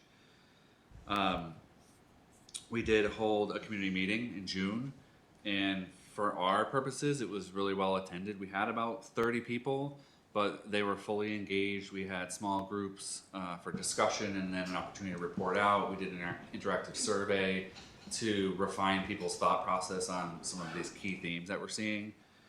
And then we... Jeff and Wayne, should that say 25? So the meeting with the community was in June of 2025. That should say 25, Okay. yes. That was in June of 2025, thanks. And we brought the draft to the Master Plan Update Committee, and then we released it for public comment for a 30-day public comment period. That ended recently. There were some written comments, nothing overwhelming in terms of the comments, and so the committee reviewed those, and that's in the packet. So we included all the comments as an appendices to the plan, so everyone could see that. We presented to the Planning and Zoning Board in September, and then we're going to be back to them hopefully in a week or so. Next slide. So as part of this, it wasn't initially part of the project, but we did craft a vision statement. It's in the executive summary, and the important thing about a vision statement is it's a forward-thinking statement. It's a thought of what Easton will try to be in 10 years. And again, 10 years is not that far away, but really the statement is, Easton will continue to be a thriving, diverse, inclusive, connected, and sustainable community that balances growth and preservation. It's an important theme that we see is emphasis on growth, but it needs to be balanced with preserving important characteristics. And the way it's structured here is there are key goals. There's these guiding principles that will lead the town in that direction, providing diverse housing options, for people 65 and plus. And by doing that, you will support those folks to age in place, and also, providing, places for young families to afford to stay. Supporting a strong local economy with the vibrant commercial districts and thriving small businesses and expanded job opportunities. Leading on climate action, protecting natural resources, reducing carbon emissions, and preparing for changing weather patterns. And really strengthening public services and financing to maintain high quality of life for residents of all ages and backgrounds. And you've heard about that already, and I know you've been really immersed in that. But looking ahead 10 years, those things will change. And so this master plan will help guide some of those choices. And really preserving Easton's historic character, open spaces, and village identity while welcoming thoughtful and well-planned new development. So it's a really important vision statement because it encapsulates everything that follows, kind of fits those principles. As part of our exploration, we looked at existing conditions, trends and challenges. And across these topics, housing, I'm not going to read them all. That's what the plan is for. But housing, one of the biggest trends and challenges is the high cost. And it's really intertwined through the master plan. It interacts with a lot of different topical areas, and it's not just the challenge that Easton is facing. It's Massachusetts wide, but it is intertwined, and so it's one of the key challenges. Economic development. The trend really is that there's been a strong focus on encouraging balanced growth in already developed areas. It's been such a through line in all the plans, is to look at where you already have existing development and continue to support that. Looking at sewer expansions, looking at their zoning requirements, and really focusing on those areas. That's the core emphasis on economic growth. Environment is really looking at protecting key areas. There are a few areas that might be worth preserving, and you want to be careful and precise about pursuing those. And I skipped climate. So continuing to educate residents and businesses, and preparing preparing infrastructure for what we're seeing as significant changes in weather patterns. The financial element is really this perfect storm of increased costs and reduced revenue. It's really something that it's impacting the core services, but it also is related to new growth. And so there's this really strong discussion of the financial condition of the town now, but being careful to look ahead, and looking 10 years out, there should be ways to get through this. And you don't want to not plan because of what's happening now. You want to be looking ahead. Transportation, one of the key challenges is that the population of Easton is just too small to support, a dedicated bus service. And so that comes through in some of the information, and really just looking at rideshare, shuttle services, whether through the senior center or other operators, to just move people around where they need to get. We just want to be mindful that it's unlikely that Easton will get a bus service. It's just too small for that. So looking at these creative ways, looking at pedestrian safety improvements, sidewalk connections, and all those things as well. Public health, really preparing for the expanding number of residents who are age 65 plus. It's one of the major trends, is just an aging population. Town has a great age-friendly action plan, but just understanding that that's some of the demographic shift that you're going to be facing as an aging population, really supporting those folks. Municipal buildings, I think you're going to hear tonight about a specific process to explore new uses for buildings that are going to be vacant soon. And we did want to identify that the potential for a new senior center came up in the master plan discussion. It also came up in that other project. And may seem a little daunting now, but in the next 10 years, that's likely a conversation that's going to come up in terms of a core building and a service that people are interested in talking about. And then open space, and really just ensuring that existing open spaces can be maintained. That was just a key theme here. This table, this graphic is really informative for people to see how much forward thinking has happened and the amount of plans and projects that have been initiated and completed. I will not read them all, but if you look, the cultural district, all the efforts around Five Corners with the DIF and the sewer improvements, looking at affordable housing trusts, complete streets, looking at hazard mitigation, the zoning to meet MBTA requirements, all the PACE activities, the climate action plan, which I think you're going to hear about tonight, permitting audit, open space plan. The town has so many plans that have been completed. Our goal and our effort was to pull them all to this one place, and it really informs the goals and actions that you have in this new plan. I think you can change the slide. And I believe these will be live links once the plan is final.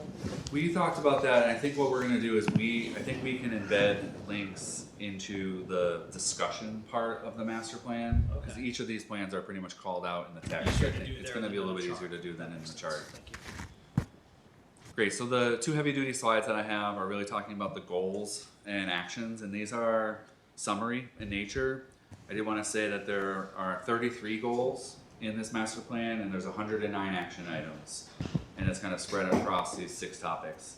But for economic development, really supporting new growth in existing activity centers is the top of the line, the through line all the way through every report, and talks about that. Improving the permitting process, continuing to support growth in Five Corners, increasing and enhancing the development in the industrial park, and continuing to support arts and culture. And the industrial park really ranked pretty high in terms of the community meeting and the opportunity to take an already developed area and really look again at ways that you could increase the amount of activity in the industrial park. It's already there, and there are opportunities to change the zoning and to bring sewer that could increase the tax base without really disturbing new land. It's really going to be building in the industrial park. And then going down to transportation and connectivity, as I mentioned, expanding rideshare service, but looking at, I'm sure the select board hasn't been involved, but supporting Mass DOT projects. There's a local commitment, there's a local process, and looking at Foundry Street transportation improvement project and the Washington Street corridor, those are coming up in various stages of design, and those are going to be concerted efforts that the town and the select board are really going to need to be on the same page and to help support those. Those are really critical projects, especially the Washington Street corridor. A lot of the economic development emphasis is there to really make sure that that's being maximized. And then pursuing safe routes to schools. So there are opportunities for sidewalk expansion, bike lanes and things like that to connect neighborhoods to schools. So there's funding for design and construction there. And then the climate, these items here are pulled through. The climate action plan has sort of a blueprint, sort of the first year.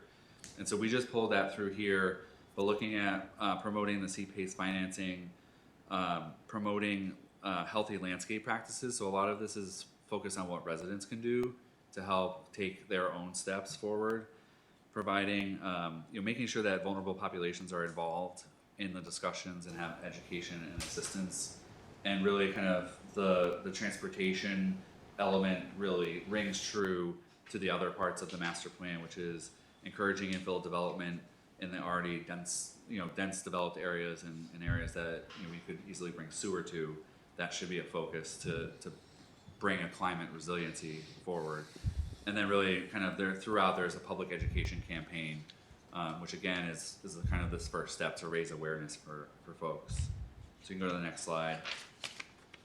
Municipal buildings. So as mentioned, when you have an ongoing process to build a new facility, it's leaving buildings vacant, and you're at the right place at the right time to be exploring reuses for those. And then talking about the potential for a new senior center. So those are just things that are on the horizon. In terms of housing, locating additional housing, to make areas feel vibrant and walkable is a really core set of goals that come through here in terms of housing. Encouraging housing in underutilized areas or sites and promoting diversification. So there were some comments about the nature and type and density of housing, but what the plan is really calling for is for any efforts to just be providing more diverse housing. So some single family, some multifamily, some ownership units, some rental units, and really just bringing this diverse set of housing whenever you have the chance. And really, as we start to see some shifts at the federal level, I think we're seeing this need to continue to raise awareness for assistance programs and keep people in their house, and really look at these programs that can allow people to stay. In terms of public health, really, making decisions that minimize impact to vulnerable populations. And so we did broaden this a little bit. We're not saying these are the only vulnerable populations, but seniors and people age 65 and up is going to be a core. Veterans, folks with disabilities, there's a whole bunch of people that need to be considered when you look at the sort of umbrella of public health. And really, one of the goals is easy. And so there are low-hanging fruit throughout this plan, but enhancing communication to reach all residents. Those are strategies that are not really expensive, they're not really costly, but they take some time and effort and thought. But that is something that we're seeing is continuing to enhance the communication from the town to residents, and then expanding social and mental health services whenever possible. And then finally, with open space and recreation, there were, in the open space plan, there's calls for really looking at making sure there's a range of activities for all age groups. So whether it's youth or the 65 plus, kind of just trying to diversify what's available for folks. Improved access to water, and then really the core is maintaining existing open spaces, creating connections wherever you can, and prioritizing critical parcels. There are a few, but it doesn't mean you preserve everything. You have to really focus on the most critical areas to preserve moving forward. And then finally, really the last slide is the implementation matrix. This is just an excerpt. It's set up to have a goal, and then there are the actions underneath it. And there's a lot here. This one in particular is really thinking about the Queesit Commercial District and some of the other areas. This one calls for a master plan to really look at the Queesit Commercial District and look at it holistically. There's a lot of things that need to be considered and done to make that the best version of itself. So there's zoning, there's financial incentives, there's pedestrian safety improvements, there's connections to open space, connections to the college. So, really the plan is, the plan suggests a master plan specifically for that corridor, and the rest of the actions kind of lay out in that fashion. We established a time frame, and the time frame is really intended to help identify a priority, but whenever an item coalesces and becomes an action, then it kind of sets out a timeline. So something might be midterm, which could take 1 to 3 years to accomplish. So whenever that gets started, you would anticipate taking 3 years to accomplish that. And then under responsible parties, we worked with Wayne and we worked with Stephanie when she was here to really go through this and kind of put in bold the lead agency. And that can change. That can really shift over time. A lot of this can shift over time in terms of funding that might be available or priorities of the town where there's funding and interest, and there's a group, and then there's public support. Those are how projects sometimes rise up to the top to get done. And the last slide is really just to thank you for listening, find out if you have questions, but we're really moving this to the Planning and Zoning Board and seek their adoption. And then it's really the town's next step is to start implementing some of this master plan work. So I think that's all I have for now, but I appreciate it. Great. Stay for questions if you have any. All right, we're going to start with you, Jamie. Yeah, I very appreciative of the work that Wayne, you and the team and the community have done to get us to where we are now, and having guidance by your group is huge, right? You guys do this for a living, and it's shedding a lot of great light on changes, right? Since 2014, and I agree with you, it's changed a lot in 10, 11 years, and it's going to continue to change a lot. So thinking about it now, even when it's challenging, as funds continue to become more difficult to come by, now's the time to be doing that and not, saying putting it off, right? Because then we're in a bigger hole. So this is important work that's being done right now, and I really appreciate the outreach and getting people aware of this and knowing that we need to do this. We need to work hard at making this a community that's livable for everybody and more, right? Because that's ultimately what we want. We want Easton to be a community for young families, like you mentioned, and for those that want to age in place and don't want to be priced out of their homes when they go into retirement, which is quickly happening all over Massachusetts. So all 351 communities, as you mentioned, are under these same pressures, and it's how do you map, a way forward. And these are really, really important conversations. So thank you. I'll echo what Jamie said, and I'll just add that sometimes it feels like there's a lot of content to take in at once. And then as I reflect on how we've thought about this over the past, I've been on the select board now for several years, can't tell you how often we'll go back and reference the old master plan. It comes up again and again and again. It becomes a theme and a thing we can anchor to when we're thinking about whether it's affordable housing or climate or any of the other pieces you highlighted. So I can't emphasize enough how important it is to have that blueprint to lean on and to kind of go back and say, this is what we all agreed, we reflected on and agreed. These were the important things to us. These were our values. These were the things that we saw were important as a community. And I'm glad to see a lot of the same themes from the past come back with a fresh lens and new understanding of where we should be heading. So I think that's a good sign. yeah, Yes. it is a good sign. So I appreciate that. Shout out for this climate tie-ins, because we're going to hear in a minute about the climate action plan. And you guys did a great job of weaving that in. And the other thing I'll say is you're familiar with the planning world of the tension of some of these things too, and how when it comes to things like affordability or climate, economic development, these things often are in tension, and this gives us a way to start thinking about how to address that and kind of start to untangle that a bit. It's not easy. We're going to hear about the climate, but I do appreciate that. So thank you for the hard work on this. Thank you, guys. Thank you, Wayne. I know you've had several meetings and worked exceptionally hard, both of you, on this. One of the things I'll say is, I think the saying is, you don't plan to fail, you fail to plan. And this is the antithesis of that. You guys are planning. And I think it's important to note, tonight we've been talking about a difficult financial position, and sometimes it's really discouraging. And I think in times of difficulty like now is when we need to shift our vision to what you're doing, because we still have a lot of work to do, and you can't succeed unless you have goals to point yourself at and work towards, and this is exactly that. So people might be watching and saying, we're in a financial difficulty, what are you talking about? No, this is exceptionally pertinent, especially right now. So thank you. I first want to thank you, Wayne, for getting the grant. I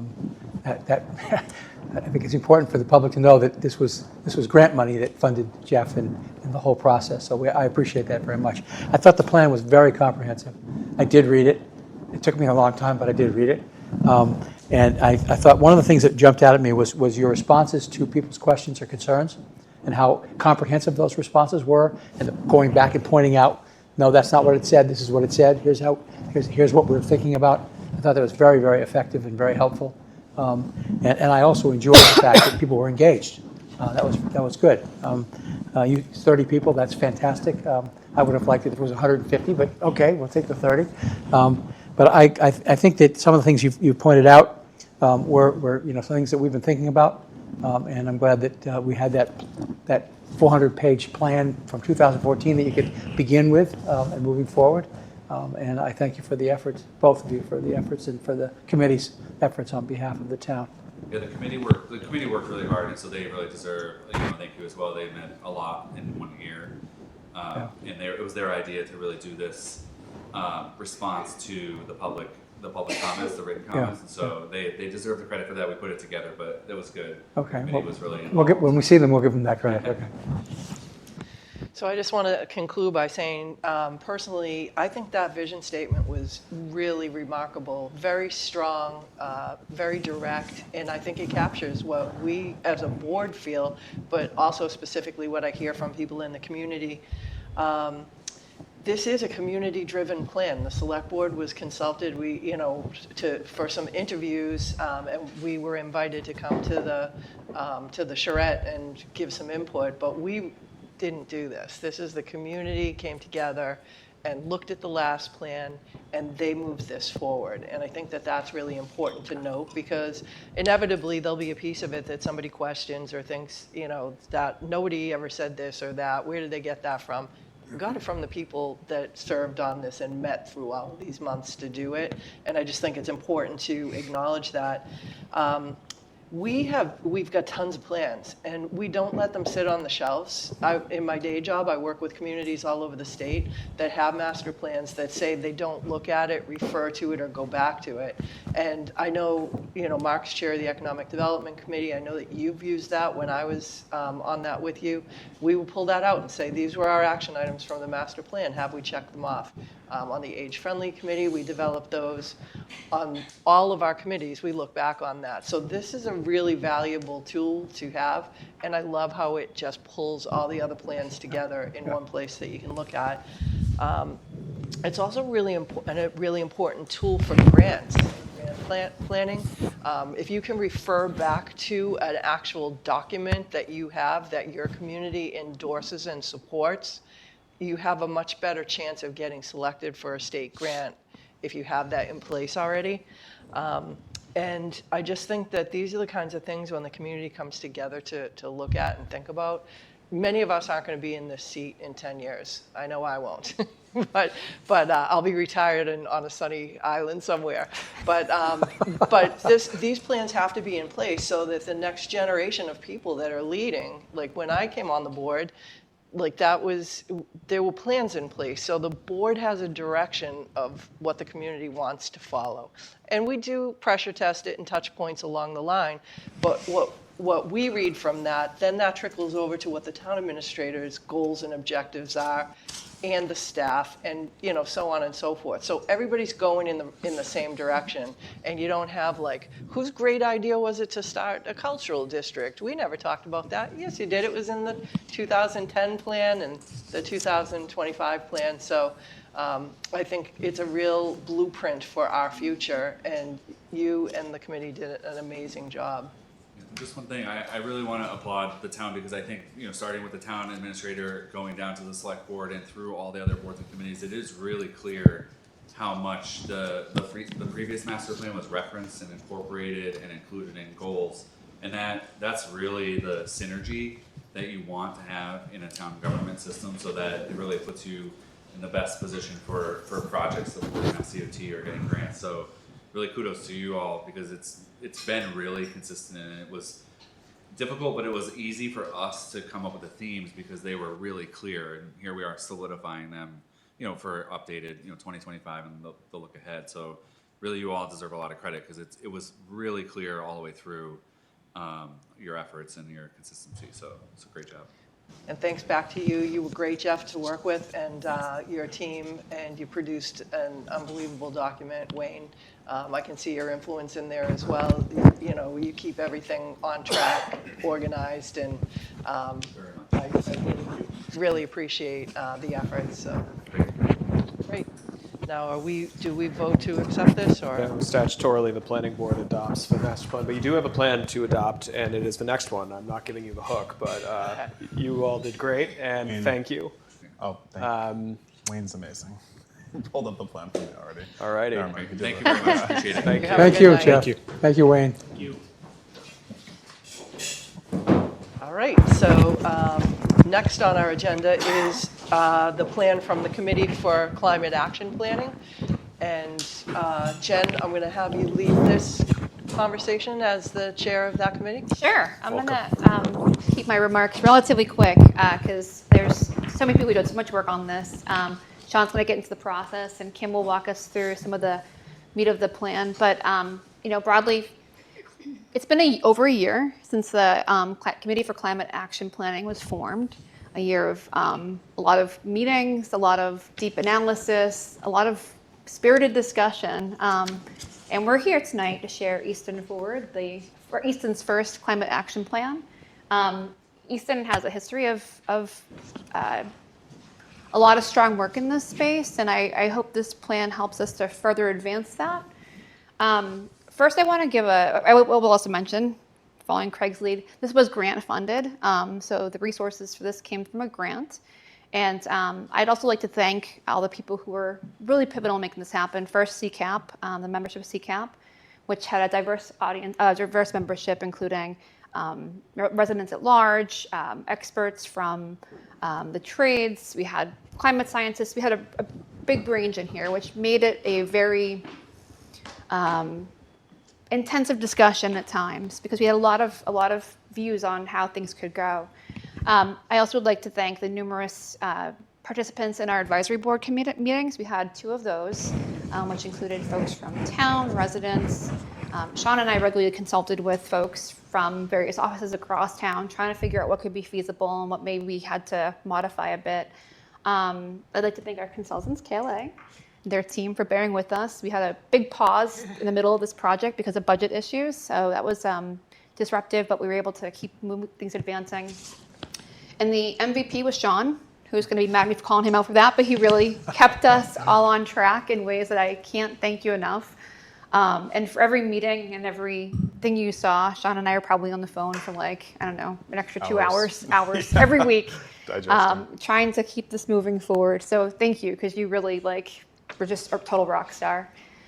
This group wasn't formed to debate whether climate change is real. We know that scientific consensus says that, and that it is driven by human action, that in no point in time in the record of addressing climate change have we ever seen this thing happening so fast. This group wasn't debating that, but we did come together and had to sort out how to move Easton toward making progress both in reducing greenhouse gas emissions, advancing our efforts on sustainability indicators, and also thinking about how to adapt in a world that's changing regardless of what we do now. So there's these things happening all at once.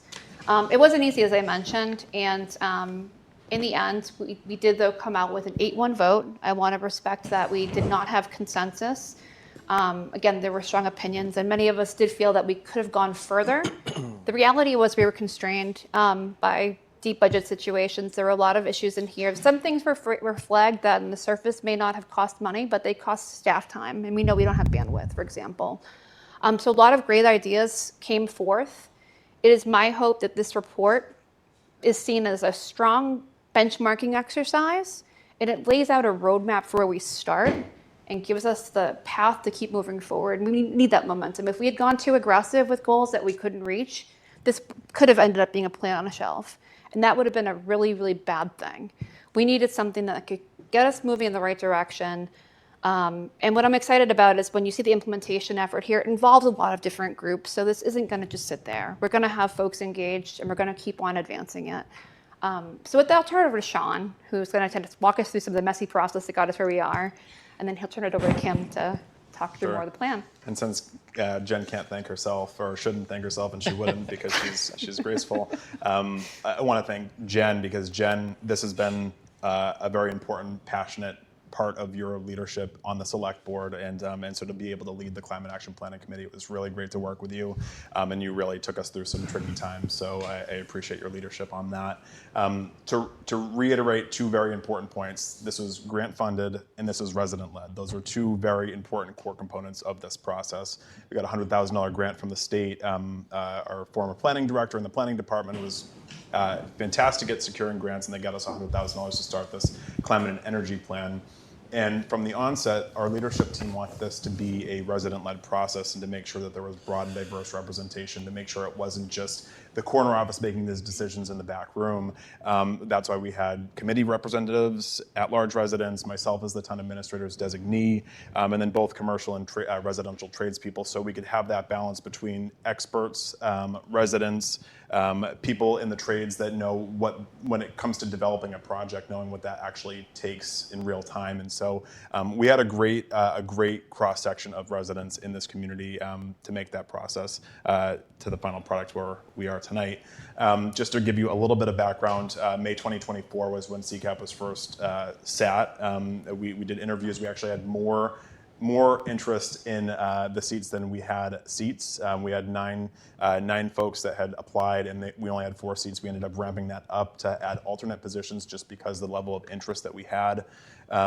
CCAP had their first meeting in June of 2024. It was very important that they were part of the process to develop the RFP, so it was reflective of Easton's needs for this specific planning process. And we went through the process of developing the RFP with them, putting it out to bid in July, coming back to August, and we had multiple meetings to interview firms, rank and score and evaluate, and then make a recommendation to Connor as the Chief Procurement Officer.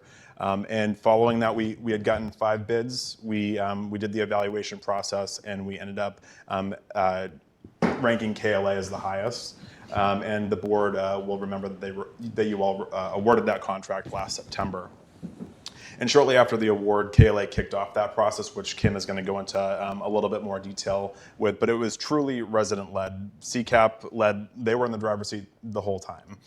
They weighed in on everything from branding and imagery to the messaging that we used in the plan, to the goals, strategies, and actions. They really weighed in on all of this, and so it's really, truly reflective of Easton residents and the broad cross-section of people that you all appointed to serve on that committee. We had some spirited discussions, as Jen had alluded to, and we had discussed the merits of taking those different approaches, and the product that KLA is putting forward tonight that you all are going to be hearing a presentation on is reflective of that compromise that we had in those meetings between the CCAP meetings, and then so CCAP was at the core of it, and then the advisory group was CCAP plus community stakeholders. So there really was, it wasn't even just the committee, it was even broader than that.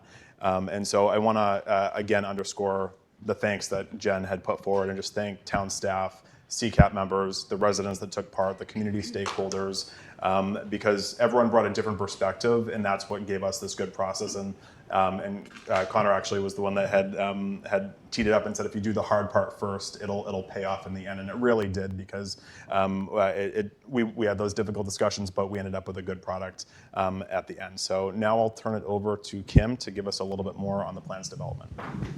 Thank you, Sean. Good evening. I'm Kim Lundgren, founder and CEO of KLA.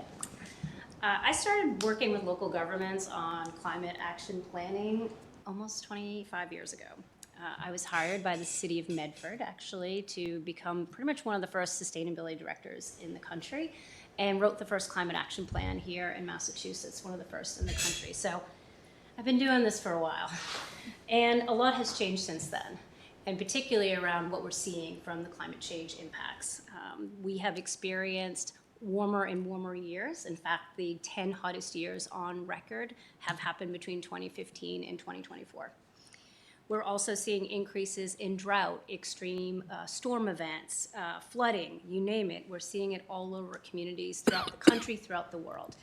And so we're at the point where local governments don't really have the luxury of ignoring climate change, because it's happening and the risk is just far too great to communities. The good news is we have most of the solutions that we need to curb emissions pretty significantly. And we're pretty lucky to be here in Massachusetts because we're very much supported by the state to do that, including resources like grants like the one you received for this to keep moving things forward, as well as the Green Communities Program, the Municipal Vulnerability Preparedness Program. So we're in a good place to get supported so it's not coming out of just your budgets. At KLA, we approach our climate action planning work with all of this in mind. Ultimately, we aim to help drive you to action because we know the urgency is there, but we also need to recognize how you can do it in your community. So let's dive into a little bit of how we do that. Of course, with any of our projects, we want to be really clear on what the objectives are. Actionable plans are key. We do not create plans that sit on shelves. Easton Forward is built on practical and achievable goals that reflect both your community's priorities and your current capacity for action. Part of this process was making sure that we were focused on creating a very clear roadmap for you on how to reduce your greenhouse gas emissions. In the early days, we would say, well, where do you want to get to? What's your target? But now we know the data is clear and we have to get to zero emissions by 2050. And that is going to require a lot of action in the next 5 years. Targets that have been set by scientists are ideally 50% reductions by 2030. That is pretty much tomorrow. So we need to be accelerating that action. And so we'll talk about how we did that with you all, as well as increasing resilience. When I started in this work, we weren't feeling the impacts. And so the conversation around adaptation and all of that wasn't really welcomed, to be honest. A lot of folks felt you were giving up on the good fight. But we're at the point, and have been for some time now, where we have to do these two things in tandem. And so your plan is looking at both the mitigation and the adaptation side, which collectively creates a more resilient community. We're all about data, tracking indicators, making sure you're moving forward. And then, of course, our focus, having been a municipal staff person myself, is about building your capacity. You shouldn't have to always rely on consultants to do this work. So what can we leave behind or teach you along the way that helps empower and uplift, whether it's your municipal staff or your community members, to keep moving things forward? And we had a few toolkits that we provided in that regard. So as was noted, it was about a year timeline. We had a bit of a pause, but our timelines are pretty consistent. It's let us collect that data to understand where you're at and how we can navigate best towards that path of net zero. Let's work with all of your community members to understand what it's going to take to get there in Easton, and then wrap up the plan. Community engagement and stakeholder engagement happen throughout. The first thing we always want to do is understand where you're at. So collecting baseline data. Here we're looking at climate hazards. We looked at the most relevant hazards for Eastern, which include extreme heat, intense storms, flooding, and drought. Massachusetts databases are constantly updating this information, and so we bring you the best information that we have from the state, encourage you all to be paying attention to it, but it gives folks a sense of how we need to be paying attention and where we need to identify actions that will address the most impactful and urgent hazards for Easton. Of course, on the other side, we're looking at your greenhouse gas emissions. Most of these are coming from, as is typical, the burning of fossil fuels in our buildings and in transportation. You also are going to have emissions coming from solid waste from the landfill. This is a fairly typical reflection of many communities, particularly Massachusetts, where buildings and transportation are by far the largest. And that's where we have a lot of the solutions. So for the 2030 targets, we know where we need to focus. And as was noted, a lot of those emissions are, or I should say, as was noted, the community has a role to play. The government can lead by example and encourage and provide resources, but most of these emissions are coming from your community, from your homes, from your businesses, people's cars. The government buildings themselves and your operations are generally a very small percentage, about 1% of emissions. So one of the big things we like to focus on is how do we get there? Great that we have this information on emissions, but what does it look like to actually get to zero? This is what we call a pathways analysis. It is your reduction strategies, and it's looking at each of those sources of emissions and trying to create scenarios to understand what it's going to look like to get you there. This is also the place where we like to start translating information into more understandable terms, right? Not everyone is, using metric tons of carbon dioxide equivalent as a regular day-to-day conversation. And when we talk about that, it's just not something folks truly understand. So when we're looking at this pathway, for example, if you look at the blue, that is your buildings, the dark blue, the fossil fuel buildings, going to want to reduce emissions. We're going to say, okay, how many homes need to be electrified to start cutting down that dark blue line? That dark green line, how many vehicles need to shift from internal combustion engine to electric vehicles? Those will start showing reductions in those wedges. And then as the grid in Massachusetts throughout New England gets cleaner and cleaner, then it gets us to zero a lot faster.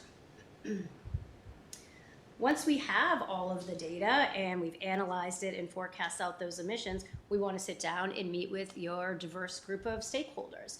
As was noted, your CCAT members were a part of that, but it was also important that we spread beyond them so that we had folks that are experts in different areas, whether it's transportation or buildings, waste, so that we could get everyone at the table and understand from you all, okay, what are the barriers? We know what we need to do in this day. We've got lots of best practices out there. And so how do we do it in Easton? What's going to make sense here based on your capacity, your budgets, the reality, your specific barriers and opportunities? That's why we want to meet with that diverse group to understand those pieces. The plan itself covers these 5 specific focus areas. Again, these are fairly typical for your plans. This is where emissions are coming from, as well as when you look resilient, healthy community. Actually, it's been pretty relevant to the last couple of presentations as well. You know, that how are we keeping our community safe? How are we preparing them for what is coming? Are they understanding it? Are they paying attention? Do they realize it would impact them? And then, of course, your natural resources are a great opportunity to enhance resilience, whether you have so many open space, wetlands, all the land that you're preserving now. How can we make sure that that's the quality of that open space and those natural resources are what they need to be to, say, reduce flooding impacts? So lots of focus on these areas. Our plans tend to be very simple. We like to keep it actionable. It's not totally bite-sized, but something that feels it's achievable, something that has evolved in my field over the years. You know, folks have learned, they used to take their climate action plans and just dump everything but the kitchen sink in there. And, you know, you have a plan with 200 actions. It feels a bit overwhelming to try to accomplish much. And so making it very focused and have very specific actions that are achievable and you can track that they're moving along on that path. I mentioned the importance of metrics and targets. You know, we set these goals around greenhouse gas emissions reductions or, you know, wanting to enhance resilience. Well, what does that look like between now and 2030? How do we know we're on track? Greenhouse gas emissions are a lagging indicator, and so you don't actually know if you've achieved your reductions for usually a year and a half, if not 2 years after the fact. So how can we be real time, or at least closer to real time, understanding that we're moving in the right direction? And that's where your metrics and targets come into play. Here's an example. I was talking about the wedge where it's, okay, if we want to electrify passenger vehicles, right now there are 1.7% of the vehicles in Easton are electric vehicles. Can we get that to 20% by 2030? So that's what you would track, and that's what the actions are focused on doing. Finally, we have the implementation blueprints. A lot of information and knowledge is collected during this planning process that we want to take the opportunity to capture, like, okay, you've identified this as a priority action. What does it look like to get this started? Who should be the champion? Is it an internal municipal department? Is it a community group, somebody else? What are the steps to get there? Building those out. How long should it take? Who are the partners? What kind of resources might be available to move this forward? This way, when your plan is adopted, it's ready to go. Here you go. Here's your work plan. Please move on this. And then finally, as I noted, the final plan is very concise. It's graphically heavy. We always try to make all of our plans very accessible. Climate change can be seen as a complicated, jargon-based topic. We want to make sure that this is a plan that everyone in the community can pick up and really clearly understand why you're doing this and what exactly you're trying to accomplish, and then how they can be part of the solution. Lastly, I do want to just echo the thanks. It really has been a pleasure working with Easton. Sean and Jen have been fantastic to work with. Really a very good representation of this community and what you're all about. So thank you so much. Terrific. We'll start with you, Jamie, for your questions. Kim, thank you. You've been doing this a long time, which is a great place to start. As you look at the grid and the strains on the grid and the desire to, you're right, increase the number of EVs and people who have the ability to charge them at home and what that costs, because the cost can, I think right now, almost be in parity with the cost for a fossil fuel vehicle, right, in terms of what they pay at the pump and versus what it'll cost to charge these vehicles at home. And then that capacity, again, as we have taken nuclear power plants offline, and now we've got the threat to wind projects that didn't exist 8 months ago. Tell me a little bit about those risks and what you, because that it causes a risk to that timeline that you have. What's that bigger conversation look like? Specifically for the grid? Yes. I have confidence that New England, and particularly Massachusetts, will continue making these projects a reality. There are already a ton of requirements for our utilities to be moving in this direction. New England had started the Regional Greenhouse Gas Initiative 20 years ago, 25 years ago, very early when I was still in Medford, and that's how most of our programs have been getting funded. So we've already been putting the carbon tax on power plants. Our utilities know that this is the direction that we need to head. I'd even spoken to a former executive from National Grid who was in the gas area, and they understand that that's going away. And so they're recognizing and thinking about what are the ways we can leverage these pipes for other things, and maybe it does bring hydrogen into the equation. I think you're going to start seeing a lot more microgrids and district heating, which frankly is a better way to do it. If you look at a lot of European communities, they've been able to get to zero or reduce emissions pretty significantly way faster because they don't build the way we've built. In a lot of European communities, they build a neighborhood and they all share a grid because not everybody uses as much. We've had a very long trend in America of like oversize every individual thing, and I know that's our current situation, so we have to work around that. But I think that there are a lot of solutions that make sense, and we're seeing our utilities testing those out throughout New England. So I feel confident. I can't speak for what's going to happen at the federal level, but I do feel confident that Massachusetts and the ISO New England grid are certainly committed to renewables. One last thing I'd love your comment on is I heard some exciting news about Eversource and some of the geothermal and sharing of communities, and to me that just sounded like a no-brainer. If you make a much larger geothermal field and then you tie in X number of homes to that and you make that accessible, like you said, it helps better if it's a more densely populated or dense set of homes to take advantage of that. Yeah. But tell me about, does that excite you, and do you see that as something that's it sounds like Eversource is gonna put a lot of money towards that. And we have a couple pilots here in Mass, is that correct? Yeah, Framingham. So geothermal is going to be dependent on where you are in the state, right? So I kind of see it almost like investments, diversify, right? There's different renewable energy resources in different parts of the state, of the country, and wherever we can take advantage of what makes the most sense there, we should do it. I think we're in a very innovative state, and so I think we're well positioned to do that, but I agree. I think geothermal is going to be playing a much bigger role. There's still a lot more we can be doing with solar. Who knows where wind will end up, but I do think it's still a part of the solution. And other parts of the country, I don't know if we would do it, but we're hearing a lot in other parts of the country around micronuclear. Those reactors are very different and could be part of the solution. I don't have a personal take on it just yet. Sure. Thank you very much. Yeah, of course. I'll skip to you, Mark, because I'll close us out. Okay, great. Thank you. My first question is, and forgive my ignorance and naivete, but what mandates are put on municipalities? Around climate? Yes. Okay. So it's kind of a volunteer situation at this point. Do you anticipate that mandates will be coming down? Certainly not from the federal government. Can we clarify, maybe not directly about climate, but certain things like building and energy codes do become Yes. Yeah, more that's what I'm strict, referring to, yeah. yes, over time, right? Oh, yeah. Yeah. You know, Well, the building codes are already decided by the state, and Right. the municipalities follow Yeah. them. And yes, we will continue to see energy codes getting stricter. Okay. Yeah. So in a roundabout way, there are some sort of mandates put on municipalities. Yeah. Now, you know, the biggest contributor is the vehicles in this community.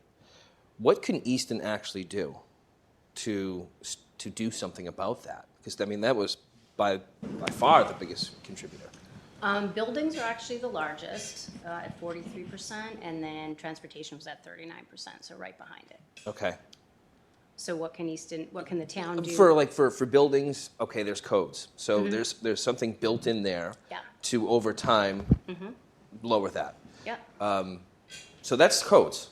But what about vehicles? Vehicles, I mean, I would think that that's out of a municipality's hands. That comes down from elsewhere. And I don't, again, my naivete, forgive me. No, it's okay. I think what we're seeing is that most local governments want to lead by example.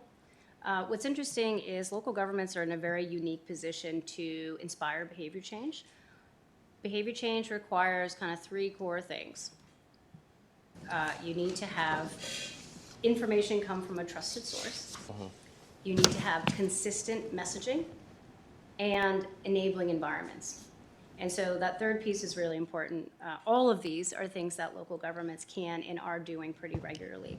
That enabling environment is really the key when it comes to thinking about, say, if we wanted folks to start driving electric vehicles. You can be providing an educational campaign and awareness so folks know about the benefits of an electric vehicle. In my experience, a lot of folks, once they actually get in an electric vehicle, they're like, why would I ever drive anything else again? I've heard that time and time again. I personally have been driving one. Actually, I had one in Medford in 2001, so it's been a really long time. The other piece is putting in public charging stations. Folks that, usually the limitations tend to be folks that are in apartments or don't have driveways, and they need access to charging, say, overnight at their home. So you have a lot of single-family homes here. It's not maybe as much of an issue, but that's what the town could do. You can have your own electric vehicles. You can be hosting ride and drive events to encourage folks to engage. You can be, I don't think it's in the budget, but some communities offer extra incentives for community members to do it, but also providing education. If I could add to that, one of the things that I think this plan does a good job of is recognizing that we are not in a position to be doing direct financial incentives for certain things. However, one of the things that's identified in this plan, and that is a tool that we've actually used for other policy goals, is using zoning to incentivize certain outcomes that are desirable, right? And so I'll let Jen or Kim or Sean speak to. There was obviously a vigorous debate with the committee about the optional stretch energy code, which is building oriented. But when it comes to transportation, some of the things that cities and towns can and do that can make an impact on the amount of greenhouse gas emissions related to vehicles is that, provided it's done well, denser, walkable neighborhoods are greener neighborhoods, right? If people don't have to drive 5 miles to do the thing they want to do, then that's a vehicle trip saved, whether they have an internal combustion engine on gas or not. So that's somewhere Easton's made progress, and we need to keep making progress in those recommendations in here.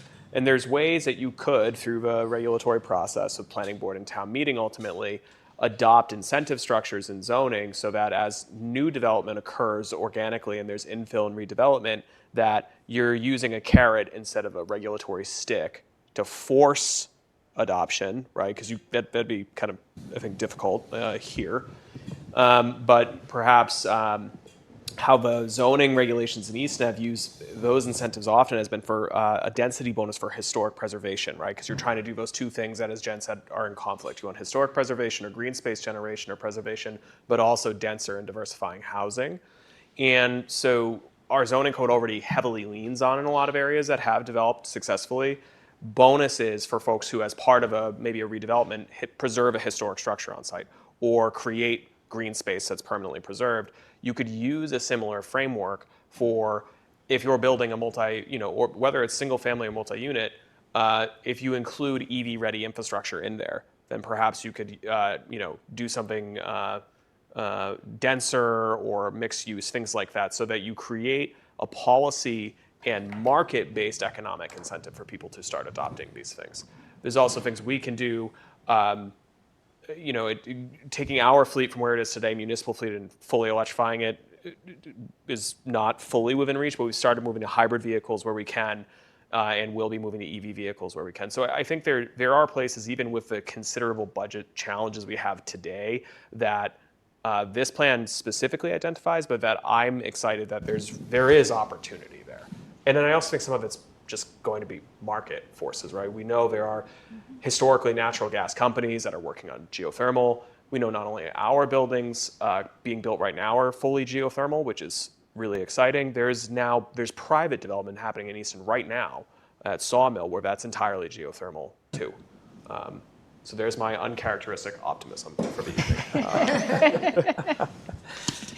And I think when it comes to encouraging electric vehicle uptake, buying them and using them, charging stations is critical. And it's another space where we can lead. We have one here in town, and folks are installing them more and more in their homes as they do upgrades or buy new. Yep, it's huge. And I have to say, I rented an electric vehicle in Europe for a trip recently, and I was very nervous to do so. And the woman at the rental counter was like, no, it's awesome. This is the best experience you're ever going to have. And look at this app. There's charging stations everywhere. I never waited in line to use a charging station.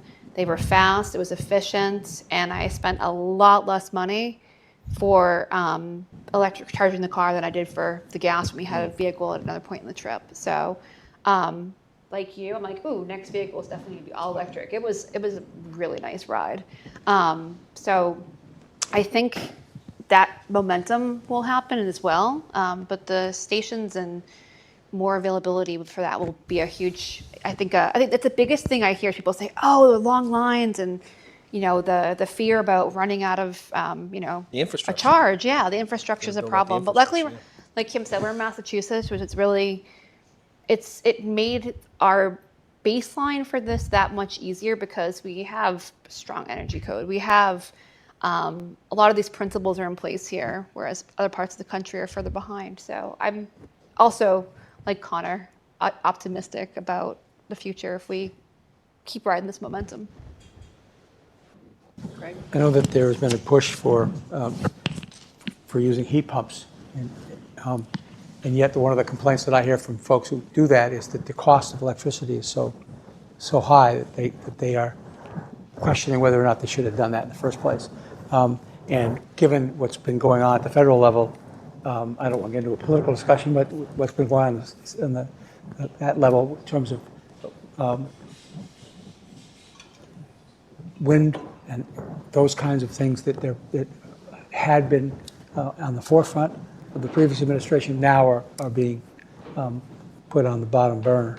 And I'm wondering how that sort of feeds into some of your suggestions about climate and how we manage that. Yeah, I mean, the thing is, electric heat pumps are a more efficient heating source to begin with. So you're actually having more efficient heating. Theoretically, you're seeing lower rates. Actually, in Massachusetts now, there's now heat pump rates. If you have a heat pump, you are paying less this winter than someone who does not. So they are trying to adjust the fact we have expensive electricity rates in this part of the country. So that is a balance. There is a balance out from not having to pay the oil or natural gas. But yeah, electricity rates are high.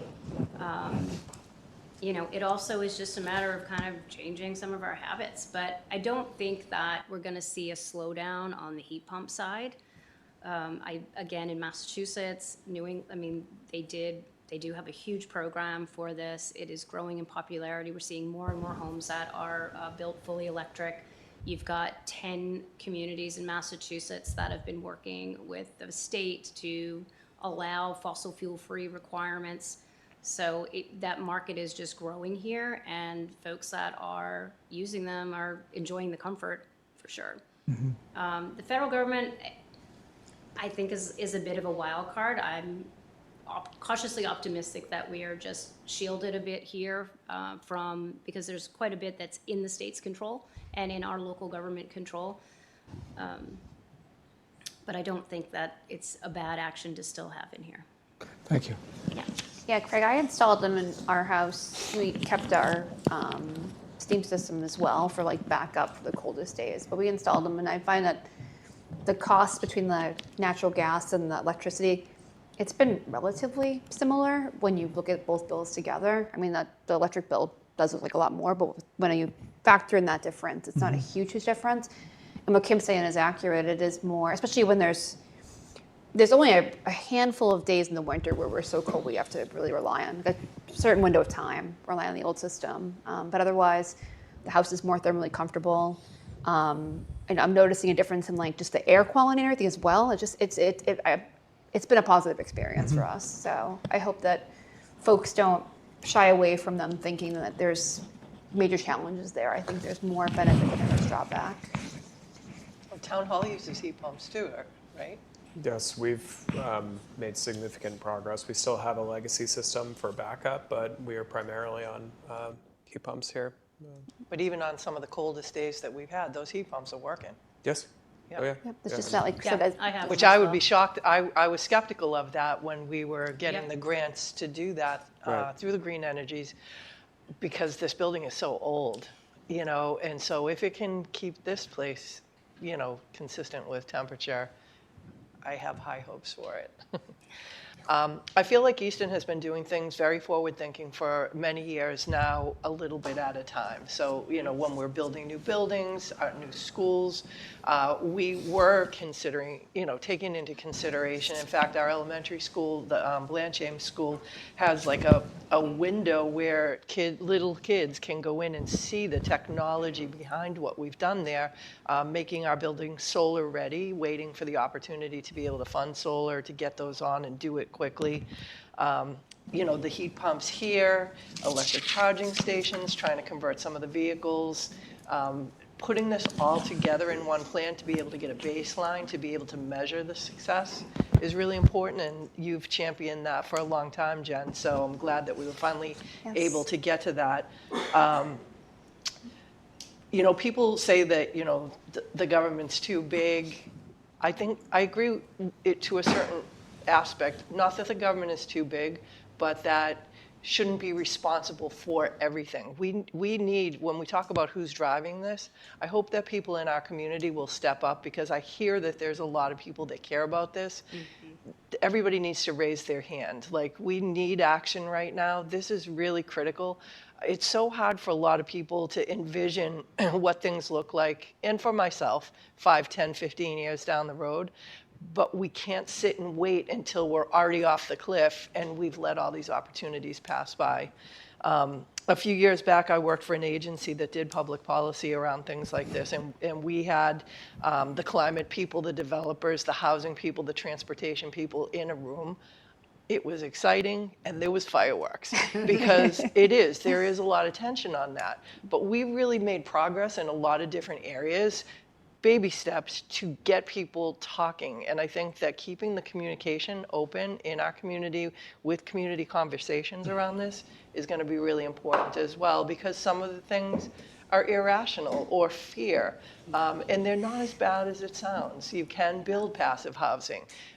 It's not insurmountable to get over the expenses of it. So, some people think that we can't build more housing and still also care about climate. You can. There's ways to do it. And I think having those open dialogues in communication are really important. So I'm glad that there was tension on that. Not that, it was probably not super fun to sit through. But that's important, because that means people care, right? And so they cared a lot. They did, and it was very appreciated. Yeah. You don't want everybody saying yes. No, Really. I mean, exactly. you don't- then it's not going to move broadly in the community. So you need folks who maybe don't feel the same way in that advisory group, and that was what's so great about who was selected to be a part of that. And ISO New England certainly talks about that we need to diversify our energy sources. We don't have enough energy here with, closing the Pilgrim nuclear power plant. But the federal government has to make some changes to the way they allow us to use nuclear, because the microgrids really are the way to go. They do it in Europe. Nuclear is very safe in the way they do that in that small scale for what we have. So I really hope that people will advocate for policy change to allow those types of emerging technologies with this. And I just also want to say, I love the look of this presentation. I love the sleek, like both presentations, sleek, forward-thinking, the colors, the logo. It feels exciting, and I really appreciate that. And then just last, you're a legend, and I can't even believe that we got you as our person. No, really. I mean, I've followed you for a long time in my work, and just hearing you talk about it, like with the knowledge that you have, I hope everybody in the community appreciates the value that we got when we work with you. So thank you so much. Thank you so much. Jen? So I'll just wrap up the couple quick comments. I think it was clearly stated here, but I'll reiterate the importance of this plan. It's more important than ever for good, strong local and state action right now, because the federal government is a wild card, as you put it very well. So it drives home the need for this and the value it'll bring. I want to put out a call to action for residents in the community. Like, this is going to be an iterative plan. This is not meant to sit on a shelf somewhere. Like you mentioned the other day, Sean, there are towns that are multiple their second, iterations third, in. yeah. So we have room here to grow, to advance things. We already have a lot of ideas that came from the discussions that couldn't make it into this plan, but will be there, and we are ready to start building into future iterations. So, please, if you have ideas, bring them to us. And like you said, Dottie, we're going to need help from every resident in this community to make these things, to advance these things. So. Great. It doesn't have to always be the big things, right? It doesn't have to be the heat pump and the solar and the EV. It can be just rethinking what you're purchasing. Do we have to order from Amazon every day? The world has changed so much. I think of my grandmother's generation and how frugal they were and tight, and then my parents' generation, this explosion of consumerism.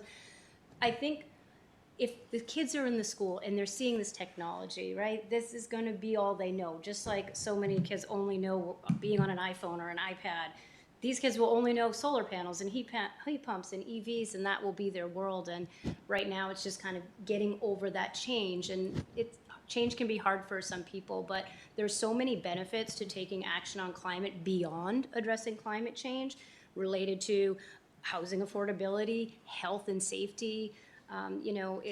There's so many positives there. I think we just need a lot more kind of knowledge and education around it. But simply energy efficiency, turning off some of the lights, reducing this. There's a lot of easy things that folks can do to get started, so it doesn't have to feel so scary right off the gate. I'm glad you pointed that out, because we heard from more than one member in CCAP who said, wow, I learned so much. This was an education for me. And that was a really positive thing to hear. So, we're all coming from different levels and our understanding of the problem and things to do, but it reiterated the importance of there is still a need to build that base of education around this, and those little things do matter. So, thank you so much, Kim. It was really Thank you, fun to Kim. work with you. Thank you. Thank you. So we're going to vote to enthusiastically accept this report. Craig? So move, Barger.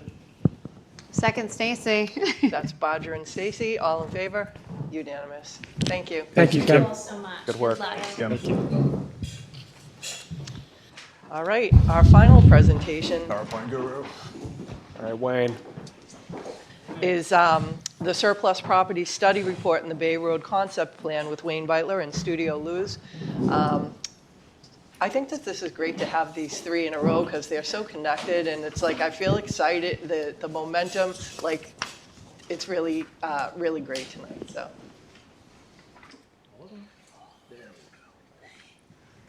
Switching presentations while people watch is actually far more stressful than public speaking.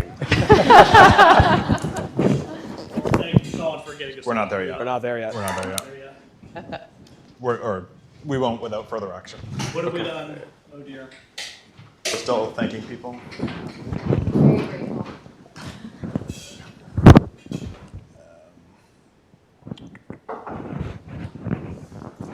Close that completely because it's overriding it. Yeah, I guess so. Close all of them. And, oh, I think I know why, because it's on the. We also have hard copies we can hold up. So just while we're getting this together, I just want to do a little preamble. The theme for tonight is that we've got some really impressive grants and had some really community-led processes with all of our plans. So for this, we got a real estate technical services grant from Mass Development, and I want to recognize Amanda Miller. Thank you so much. She's Director of Site Planning for Mass Development. She's been really helpful through this entire process. We really appreciate that support. The hardest working mass development person I know. Yes. We made it. And so with this grant, Mass Development on our behalf contracted with Studio Luz Architects. And we have here tonight Sophie Narman and Caitlin Pettinger. And I can even get out of the way if you'd both like to come up. I'm not sure how you want to handle the geometry of one microphone. Okay. And so we've, as folks know, we are working on these public safety and DPW facilities, and that's going to leave some facilities surplus. We've got the DPW site at 130 Center Street. We've got police and fire on Lothrop Street. And then, of course, we've got the historic school building, which is now the water department, and Fire Station 3 down on Bay Road. So we've had a process to do some community outreach. We've had an in-person and a virtual planning session with folks. We've had a survey. The online survey. Yeah, the online survey. And from that, we've got a report on what some of these findings were. And also through this, we identified the most likely near-term development opportunity, which is the Bay Road sites. And so with that is a conceptual idea of what it could look like, mostly using current Furnace Village zoning. So I'll hand it over to you, and please instruct me to click Next on through. slide. Yeah, okay. So thank you so much. My name is Sophie Narman. I'm an associate at Studio Luz. And I think, as Wayne already mentioned, the goal was really to do an extensive community outreach process to understand what programming scenarios the town of Easton really wanted to see and which ones were the most suitable for near-term development opportunities. If we go to the next slide. So the way the report was structured is also looking at the existing conditions of the site. We can go to the next one. And understanding each of the three sites within their relationship to Easton and studying, their relationship spread across the towns themselves. So if we go to the next slide, what our team did is, as an initial precursor to the community outreach process, is looking at Easton zoning code, what the existing zoning would allow, and understand what those allowable uses are, and use that to guide what we were asking for potential future uses of these sites, to keep that within the realm of what the existing zoning would permit, and understand where exceptional cases might be, where a zoning change might be called for based on the call for that from the community.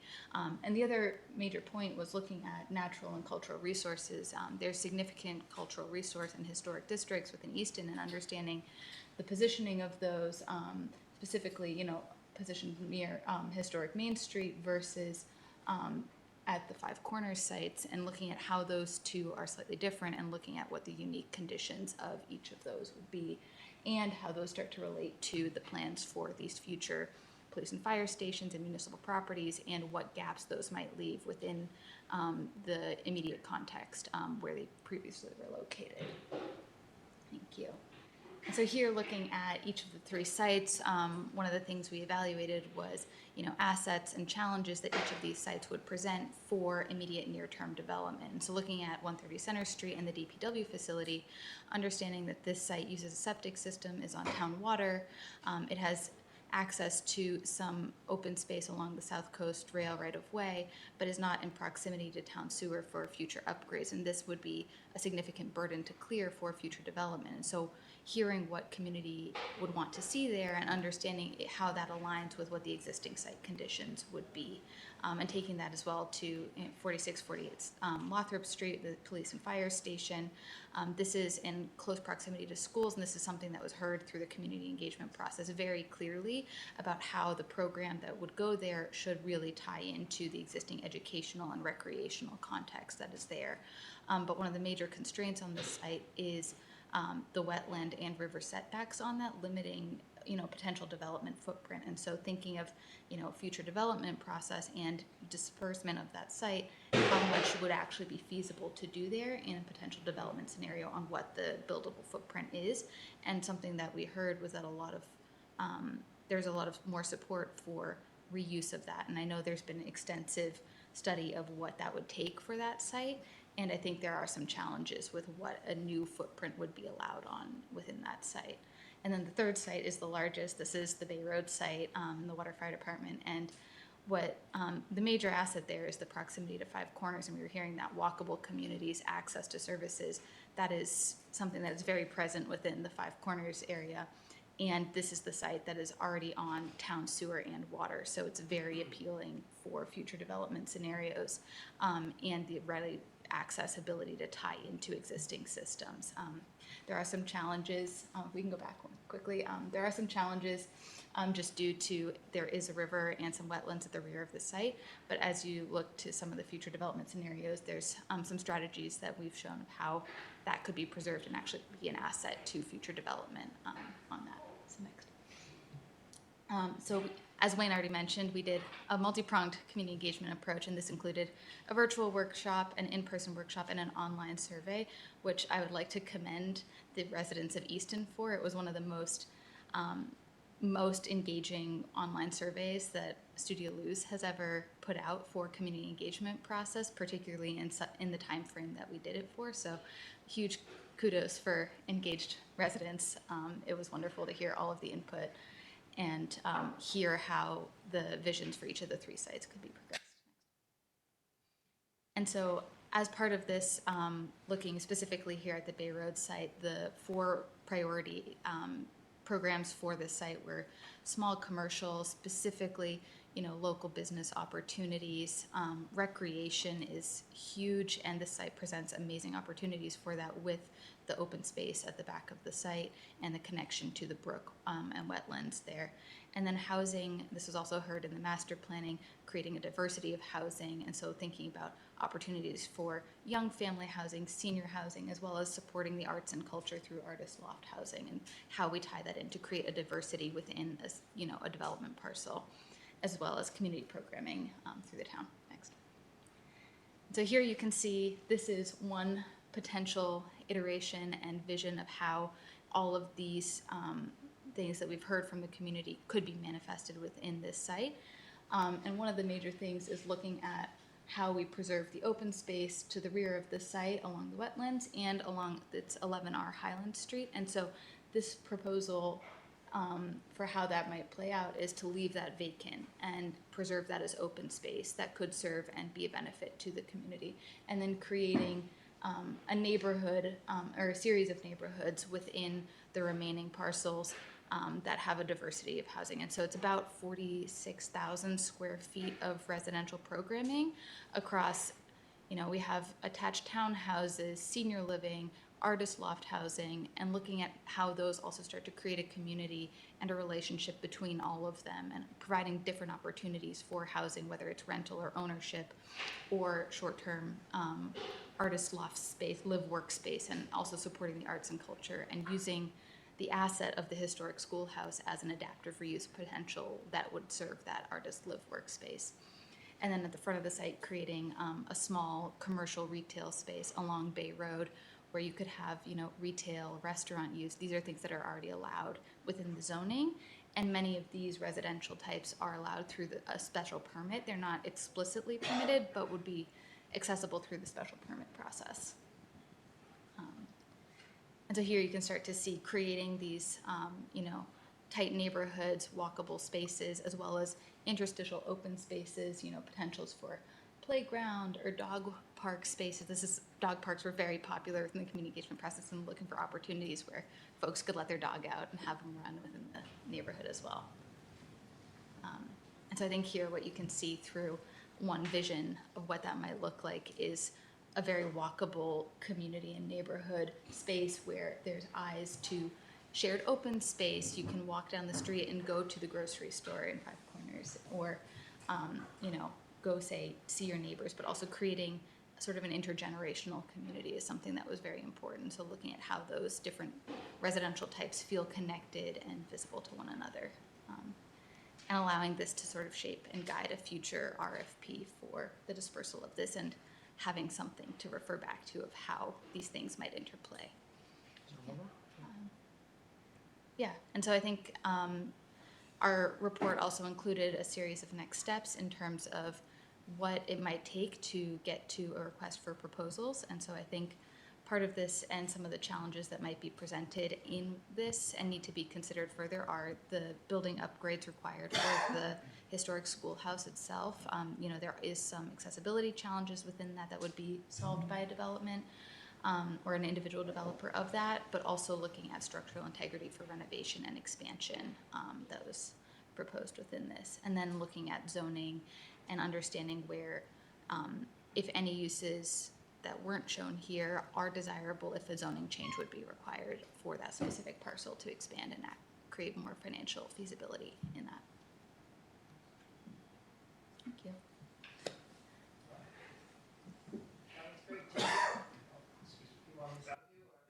Yeah, I'll go. I'm sorry, I have a coffee bit here. I think it's fantastic. I did have a chance to read a bunch of the information before the meeting, and it is exciting because these are some of the, I'd say, most popular questions we get right now is what's going to come of these properties.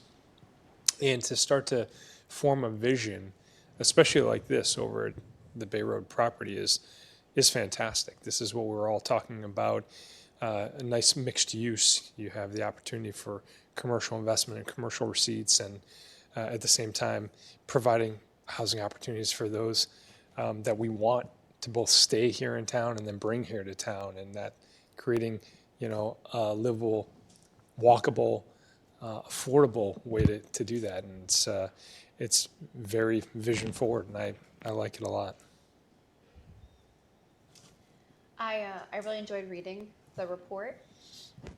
It was really interesting seeing the feedback from the members of the community and some of the things that I personally hadn't thought of when, that was like you called it earlier, the engagement from the community and the response. It really matters because it's an avenue for us to hear what folks are interested in. And like I said, it raised new questions and ideas for me as well. So really excited to see how this goes. I'll put a plug in that one of the recommendations from the climate plan was to make sure we factor that into the RFP process for this. And I think it'd be a missed opportunity for us not to really use this as a mechanism for advancing our climate goals and using some of the approaches like Connor was saying about kind of incentivizing opportunity there.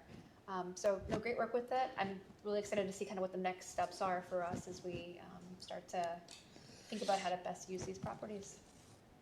Thank you all for the work that you did on this. Yeah, same. Thank you very much. It's very interesting to see those properties how they were for so many years, and then we're just moving into a new phase. Obviously, its location is very convenient. It plugs right into one of our 3 economic zones that we're working really hard to develop and lean on for revenue. Definitely walkable to that area. It'll be interesting to see how this unfolds and the timelines and the interest and how it can benefit us in many ways. I have to thank you again, Wayne, for the grant to do this. I don't want to repeat myself again and again, but congratulations on that, and thank you very much for doing that. I find this very fascinating to see as you drive by that property and how you can envision sort of different things happening there. And a lot of questions I got was, what about the historic school? What are you going to do with the school? So I thought that's interesting the way you put that into perspective. The other properties, are you still sort of putting them on the back burner right now and sort of thinking about that later on, or is it, are you? I think, yeah, this is maybe a twofold, and, I think Dottie and Connor could also weigh in as well, but yeah, I think that's true. Part of this was feedback for all 3 sites. Right. What are ideas that could be supported? And all of these ideas, of course, need more development. Right, right. And they need to go out and be sort of tested by the market when you put them out there. What is, really doable, and what could be developed? How much does that match up to a vision? And this was selected as the most near-term developable. Right. So it was developed, brought along a bit more in design. For the other 2, and the report calls this out, the DPW, there's a lot of interest in a senior center, Yeah. which then of course kicks to the funding for that. Right. So that is a big community conversation to have, I think, in the coming years. And it's also a site that will need some amount, we do not know how much, of environmental remediation. Right. Yeah. So that is also an unknown expense and factor. And then for the Lothrop Street site, I thought a couple of things I found really interesting. There's, there will also need to be some remediation there. But there was a lot of interest in youth activities, youth sports opportunities, and childcare. Yeah. And there are also for-profit and nonprofit childcare companies in this world. So I think as we see some of these ideas emerge from the community, I think it helps give the select board and the general town itself some direction in avenues to pursue, things to explore, and to see what might be supported and feasible at all of these locations. Yeah, Dottie and I were at the first meeting, and I was interested in listening to what people's comments were, what their suggestions were, and the one about a senior center at Center School jumped right out. Quite a few people were interested in that. Yeah. I thought it was just a fascinating conversation, and I'm glad that you have looked at some of the areas where we really, there's, like Lothrop Street, there are some significant challenges there. Yeah. No question about it. So that has to play into a lot of discussion going forward. But I'm glad that we have, you focused on the Bay Road site, and I'd be very interested to see as we go forward what happens there.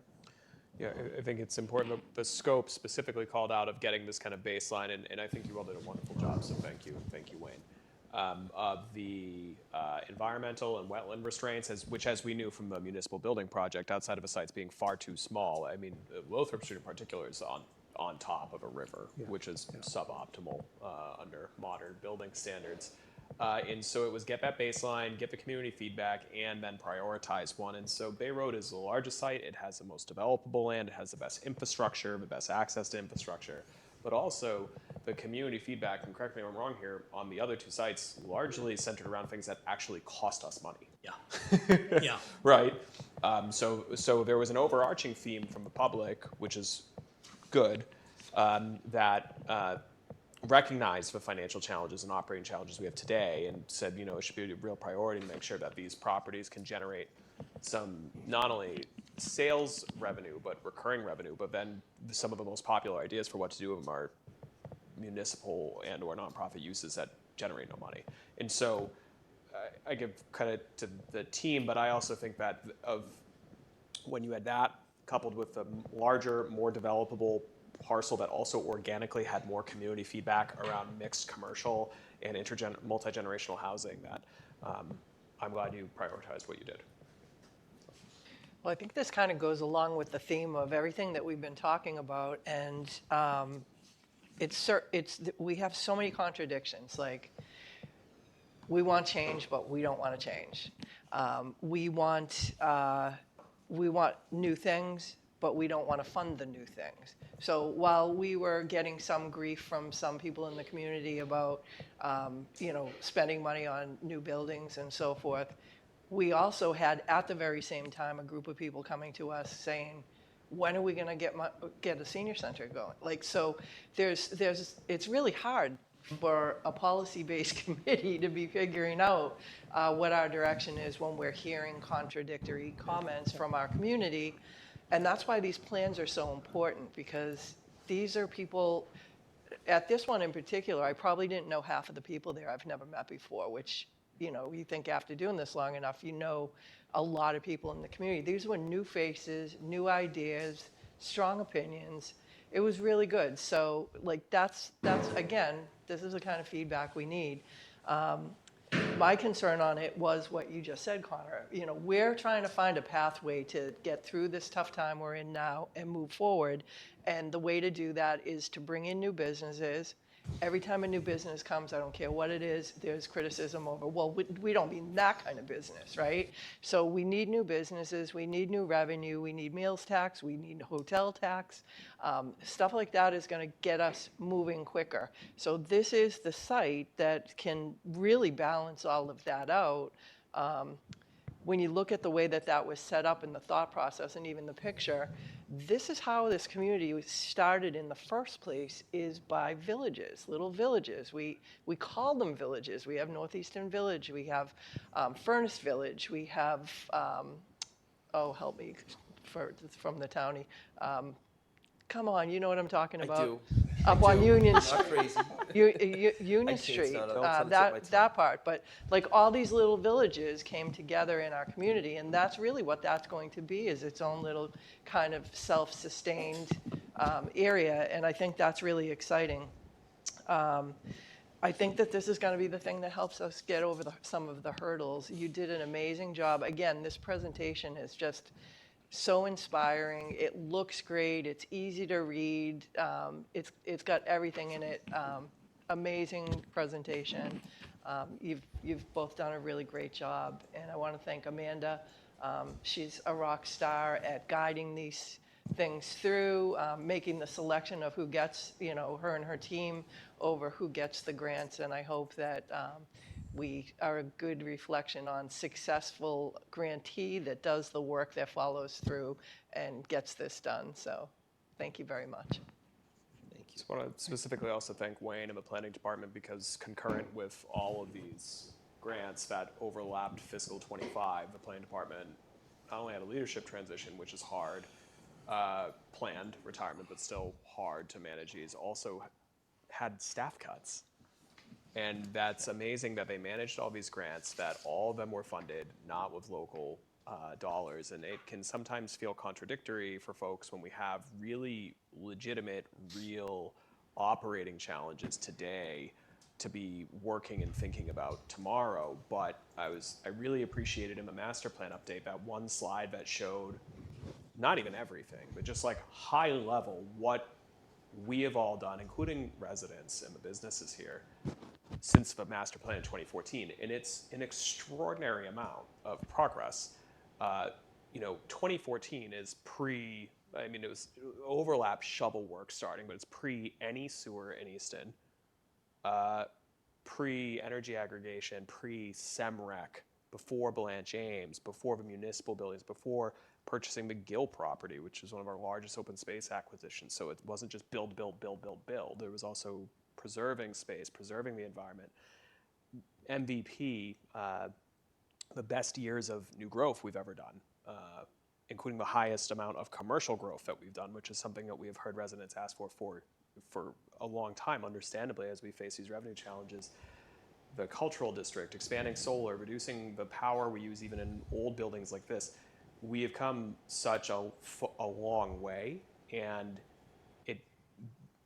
I appreciate everything you and Sean and Jen and everyone who worked on all this did, because had we not laid those plans out and stuck to them, we failed an overrider too in there as well. We never would have made it 20 years without an override. Would not have happened. And no matter what happens in fiscal 27, we need to keep being smart about where and how we grow, where we preserve, and what we do. And so to get all of these things updated, accounted for, and set, the next 10 years, 15 years of work, there's plenty to do. Not always enough revenue to do it. That positions us that when we do come out of the hard position we're in, which we will at some point, that we're moving in the right direction. So thank you, Wayne and Sean, and to our staff and the board, because it's been a hard year. We still have another hard year, hopefully limited to one more, but it's probably going to be a bumpy ride. And, we would not have made it this far without doing plans like this and actually sticking to them. All these were grant funded. That's part of, we've now done as a team in our time working together more than 65 million in state and federal grants. Extraordinary. Which is a decent return. So good work. Well, the other thing too, that these plans recognize the before and after COVID, right? So when we did the master plan and when we've looked at some of these things, we weren't thinking about climate resiliency as a public health crisis also. And so all of these plans connected together, we learned so much from COVID about the way we live and work and move through our communities. I think that that's important as well to connect, before they never talked about plans really like having green space as a real requirement, like something really necessary. When you're building housing, having places for kids to play, having a playground on site, having a dog park, public gardens, many of those amenities. So to see this, where we've progressed since we've done some of the plans in the past, and know that like companies like yours planning and capturing all those things in these plans are super important. So, well, thank you. We don't have to vote on this, but I think everybody is super appreciative and can't wait to get started. Thank you. Yeah, Thank you. thank you. Thank you very much. And thank you to Mass Development for the Thank funding. you all. Thank you. Yes. Thank you, guys. Hope you don't have too long of a trip home. All right. Come rescue this. Thank you, sir. You're welcome. Thank you for being powerful. Item 9, you have 2 human rights committee appointments. I believe we let them know this is going to be a very long night, and so they would be penalized if they did not join you at 9 o'clock. Yeah, we usually like the applicants, even if it's not contested, to come in so that we Yeah. can meet them and see them. But we knew that this was going to be very late on the agenda because we had things we wanted. We try to do things so we can get people out of here if they're presenters, if they have long rides here and so forth. So because these were late, we told them, and they're uncontested, that they didn't have to come in front of us for this tonight. But I do want to just give some information about them. So for the Human Rights Committee, I can tell you that I met Juniper at our last meeting, and she's a senior at Oliver Ames High School, and was recommended, I believe, by the principal. She's a bright, engaged young woman, and she clearly presented that she was interested in what the Human Rights Committee stands for and what we're doing, and she would like to be part of that too. So, okay. And her comments of her relevant skills and talents were skilled in communication, great at working in groups and fostering connections, leadership roles now and in the past. Yep. So she sounds very mature. The other one is for the Human Rights Committee is Catherine Cobalt, and she's referred to as Cat. She's an environmental planner. This seems to be the theme of the night. She studied and worked in the environmental field for many years and currently works for MAPC, which is the regional planning agency for the greater Boston area. I'm sorry. In this role, their primary constituents are municipalities. So as an environmental planner at MAPC, she has both the experience in working alongside municipal staff and volunteer committees, as well as a strong lens of environmental justice. And she works with the environmental justice populations and urges municipalities to better center equity in all of their planning and implementation projects. She's also a returned Peace Corps volunteer, and in that role, she learned and cherished the relationship making and connections that are central to the mission of the Peace Corps, and learned a lot about international relations, global politics, and empathy. So she says she does a lot of community engagement in her current role, and also works extensively with municipal staff and volunteer committees. For example, working on the Climate Action Plan in Stoughton means that she works with the Climate Action Plan Committee and hosts meetings to gather stakeholders from other committees and relevant municipal staff to move the project forward. And she has strong public speaking skills. She used to be a high school teacher in her Peace Corps role. So Super terrific resume and history, and I think she'll be a great addition as well. So we can make a motion to appoint both of those, and then we can vote on it by roll call as the slate, if you want to make the motion like that. So I move Craig. to appoint Juniper Meisner to the Human Rights Committee in the student seat with a seat expiration of June 30th, 2026, and Catherine Coble in a regular seat with a seat expiration of June 30th, 2028 as a slate. Second. So that's Bodger and Lamb, and we'll start with Jamie in the roll call for the slate. Stebbins Slate. Stacy Slate. Lamb slate. Full Janetti slate. Barger slate. Terrific. The next one is an appointment to the Recreation Committee. This is C. Jean-Baptiste. I hope I pronounced that appropriately, and this is for a seat expiration of June 30th, 2028. And I am just going to give you a little bit about his background. He's a lead IT systems engineer, has worked with high school students at Blue Hills Regional, and his relevant skills and talents are technology in all aspects. I shouldn't say his, I don't know by the name. So we can make again, we can make the motion and second and roll call vote.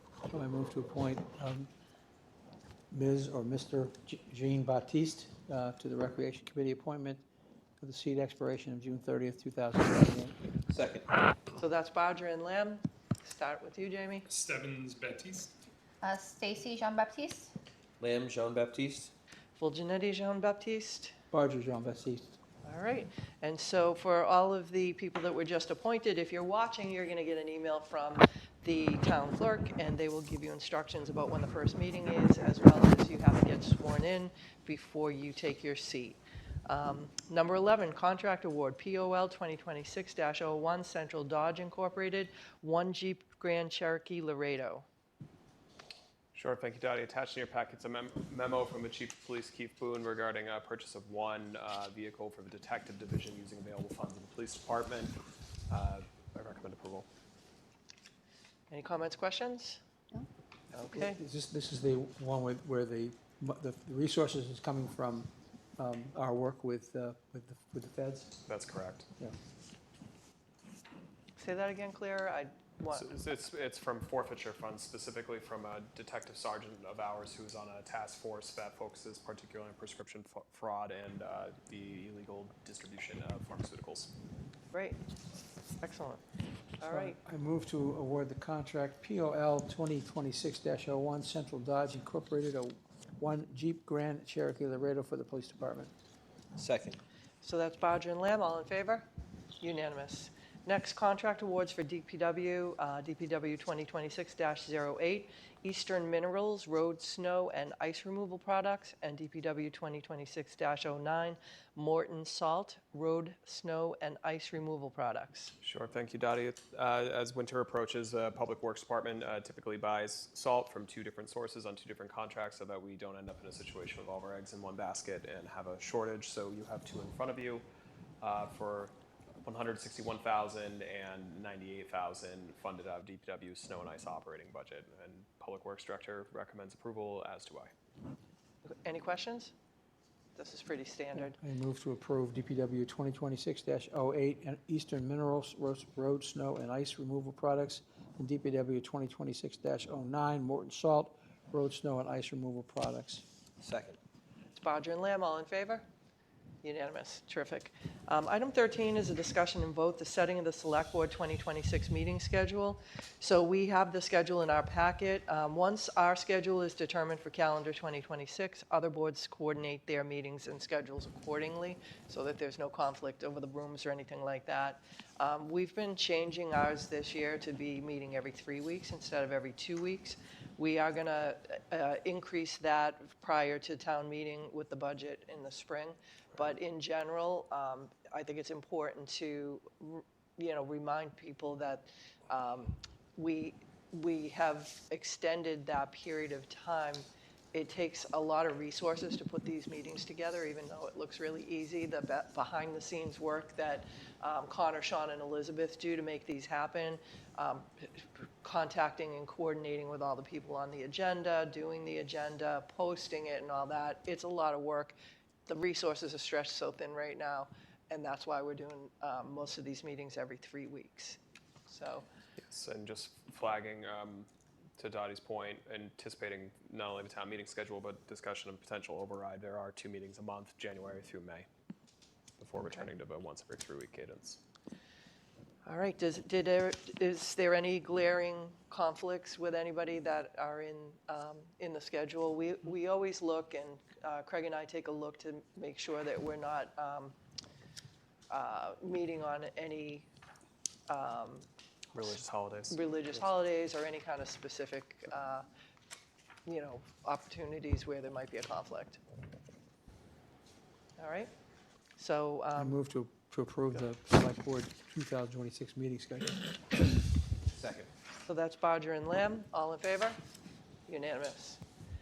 All right, acceptance and resignation from the Council on Aging. Donna Welch, her term was ending June 30th, 2027. So we want to recognize Donna, thank her for her time on the Council on Aging, and accept her resignation with regret. So we'll take a motion, a second, and a roll call. Move to accept the resignation with regret from the Council on Aging from Donna Welch with a term ending June 30th, 2027. Second. So that's Bodger and Lamb. All in favor? Roll call. Roll call. Oh, yep, sorry, roll call. Stebbins Welch. Stacy Welch. Lamb Welch. Will Janetti Welch? Roger Welch. Thank you. Nice catch, guys. The next one is review and vote to sign the special town meeting warrant, which is November 10th, 2025, 7 p.m., Oliver Ames High School. And all of the materials for this is online on the town's website at www.easton.ma.us/town meeting. And all the materials and information is there. And as always, if people have any specific questions about the warrant, please feel free to email the select board or reach out any way that you can. Call, stop us at the grocery store. We're happy to answer any questions. Great, thank you, Dottie. First one is Article 2. I think we're seeking a vote to include, but take no position. There's no bills at this time. I move to include Article 2. Second. So that's Barger and Lamb. All in favor? Unanimous. Great, thank you. In your hard copy packet, Jamie, I flagged that because we've updated the numbering if you're looking at the digital one. The hard copy warrant in front of you, Article 3, amend the fiscal 26 budget. You'll see there's only 2 departmental budgets on here, fire department and maturing debt and interest that would be amended in the amount of $335,123. This will provide additional funds to the fire department, really no increased overtime as we heard of tonight, along with setting aside funding for collective bargaining, which is ongoing. The additional debt service funds are required for clean water trust financing that became permanent, will fund septic betterment revenues. You have in your packet of materials as well a finance plan that will go online along with a probably traumatized of looking at this thing after the PACE process, but the budget summary, we added a column showing the adjustments. So I believe, I'm going to confirm this before I say it into a microphone, but Wendy, correct me if I'm wrong, we worked very hard with this adjustment not to increase reliance on free cash for stabilization, correct? I see the only adjustment here is septic receipts reserved for appropriation, but we are not proposing adjustments in the operating budget that would increase recurring spend with reserves. That's correct. Correct, because we know we face a major financial cliff next year, and so in moving those funds to the fire department for reasons that I'm sure are not surprising to the board, are being paid for primarily with some good news, which is some revenues came in modestly better, like new growth and state aid, and some hard news, which is that we've cut additional jobs since the override failed. So on top of the jobs that were already cut, we have cut a position in the planning department that is reflected in this budget amendment, and we've had an uptick in resignations of people seeking more stable employment. We've had 2 folks leave Frothingham Hall. We've cut one of those positions as well. So we're reallocating funds from even the non-override budget by more cuts to town departments, moving some of those to the fire department. From the number of people who separated service going into this year, our healthcare came in slightly less expensive as well. So those funds are coming from reallocating from reductions to healthcare, from a smaller workforce, and from just cutting jobs. Again, I'm not trying to be doom and gloom, but I don't want to I know it's been a priority for this board, and it's obviously been a priority of mine and the town we already have a significant amount of reserves in this budget. Fire department has significant needs, but we wanted to find ways to do that as close to sustainably as we could under the circumstances. So that's Article 3. Finance Committee has reviewed. They've recommended. I would ask for your inclusion and recommendation. Wendy and I can, of course, answer any questions you have. Any questions, comments? No. All right, Craig? So I move to strike the previously included article titled Approve Funding for IAFF Easton Firefighters Local 2790 Union Contract and incorporate that request into Article 3, amend FY26 budget.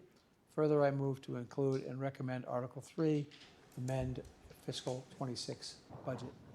Second. So that's Bodger and Lamb. All in favor? Unanimous. Thank you. Article 6. Article 5. So it's now Article 5, sorry. Oh, So sorry. subtract 1 from all of them tonight. So Article 5 is supplementing the fiscal 26 capital budget. This is a very modest fall supplement on top of what was a pretty meager spring capital budget, again, for reasons that are obvious to the board, but anyone listening, our capacity to fund capital is also impacted when we're having really hard operating years, and so this is basically the minimum that we could fund. But almost everything else has been deferred. Wendy has already been to the Capital Planning Committee to discuss this. Finance Committee has voted to recommend, and we do have a prepared motion for Vice Chair Barger, consistent with Bond Council, what they like to see with non-spring votes, but I'm happy to answer any questions about the capital budget if there are any. Seeing none, I move to include and recommend Article 5 for the capital requests, including the police cruiser, cyclical computer replacements, school technology, water crane truck, and water utility vehicle, as delaying the funding of these items until the preparation of the next capital budget would not be in the best interest of the town. Total amount of $716,864. Second. That's Bodger and Lamb. All in favor? Unanimous. Article 15, amendment of Article 7, septic loan program. Sure, thank you. This is not a new article. The board has seen this many times. This has been occurring since, I believe, 2012. This is a very popular and effective septic loan program that the Board of Health runs, administering clean water trust funds to residents of Massachusetts Water Pollution Abatement Trust at a 2% interest rate. Using betterments to replace septic systems. The town has loaned $5.8 million to date, resulting in more than 200 system upgrades being approved, which can be a real lifeline for folks, especially when they're doing things like upgrading their house and don't have access to interest anywhere near as good as what we're able to do. So this would authorize a new round of funding. Recommend a vote to include and recommend. I move to recommend and include Article 7. Second. That's Bodger and Lamb. All in favor? Unanimous. Great, thank you. Article 15, amendment of local historic district bylaw. I'm going to let Wayne take that one. Thank you, everybody. Hello again. So as it says in the explanation for this warrant article, folks may remember that the town adopted a local historic district for downtown Northeast and expanded that in 2013. Added a second local historic district for some significant houses down around Morrison Foundry Street, the Hayward Pool District. This is a proposed addition to the local historic district bylaw, creating a third local historic district around the Josiah Keith House. It is Easton's oldest house, built in about 1717. Longer-term folks in town may remember Melanie DeWare. She and her husband purchased this house in very poor condition and painstakingly restored it. It's in incredibly good condition. So a local historic district has controls over the exterior of significant buildings that require a building permit. So it does not affect color or landscaping or interior use. And the Historical Commission works constructively with property owners to ensure the character of the property is maintained, while they can also maintain their needs for maintaining, upgraded, sometimes expanding their homes and their businesses. The commission has met with the property owner and the tenant. It is owned by a gentleman who lives in Long Island, and the tenant is his son. So Mr. Lewinter and Mr. Lewinter, the owner and tenant. In July, again in August, they hosted the Historical Commission for the photo for the tricentennial. down there, which was a great deal of fun in early September. The Massachusetts Historical Commission voted to recommend this on September 10th. The Planning Department, which was not a requirement, but we did bring it to them, and they voted in support on September 15th. The Finance Committee voted to approve this on, I believe, October 14th. So the owner and tenant are broadly receptive of this. We believe that the owner may actually come up from Long Island to attend town meeting. We'll see. So I'm happy to ask any questions folks might have about the property or the process. Any questions, comments? Curious about the size of the parcel. I know this is, it says, refer to these sheets, but it's like an acre. I mean, It's maybe about 2.5 acres. It's, I don't actually have a map on this. I think the final warrant may have a map as part of the attachment. Is it in there? Very last page, maybe. is that the current? Is that property? Do they own the 2.5 acres? Yeah, they own, So it's their property. yeah, it is a single property local historic district, which is a little uncommon in a town like Easton, but quite common statewide. Somerville, for example, has quite a few single property local historic districts. It's not outside their property boundaries. It's their property, correct. Yeah, that's great. Yeah. Awesome. All right. Can we get a motion? Hang on, was that 15? Yes. Yep. Okay, so I move to include and recommend Article 15. Second. That's Bodger and Lamb, all in favor? Unanimous. Article 16, zoning amendments related to accessory dwelling unit bylaw, Easton Town Code. Sure, you are almost home. This is just basically housekeeping. We adopted an ADU bylaw in 2024. The state has updated its regulations on ADUs, which are allowed by right in residential zones under state law now, and the warrant article amends our bylaw definitions of ADUs to comply with updated state regs. So. Yep. Any comments, questions? Yeah. So I move to approve, I move to include and recommend Article 16. Second. That's Bodger and Lamb, all in favor? Awesome. Unanimous. Thank you. And then Just a point, last night, this was a Jeopardy question, what the acronym ADU stood for. And I am proud to say that I beat my husband to the punch on that question, and it's like the only question he didn't know all night.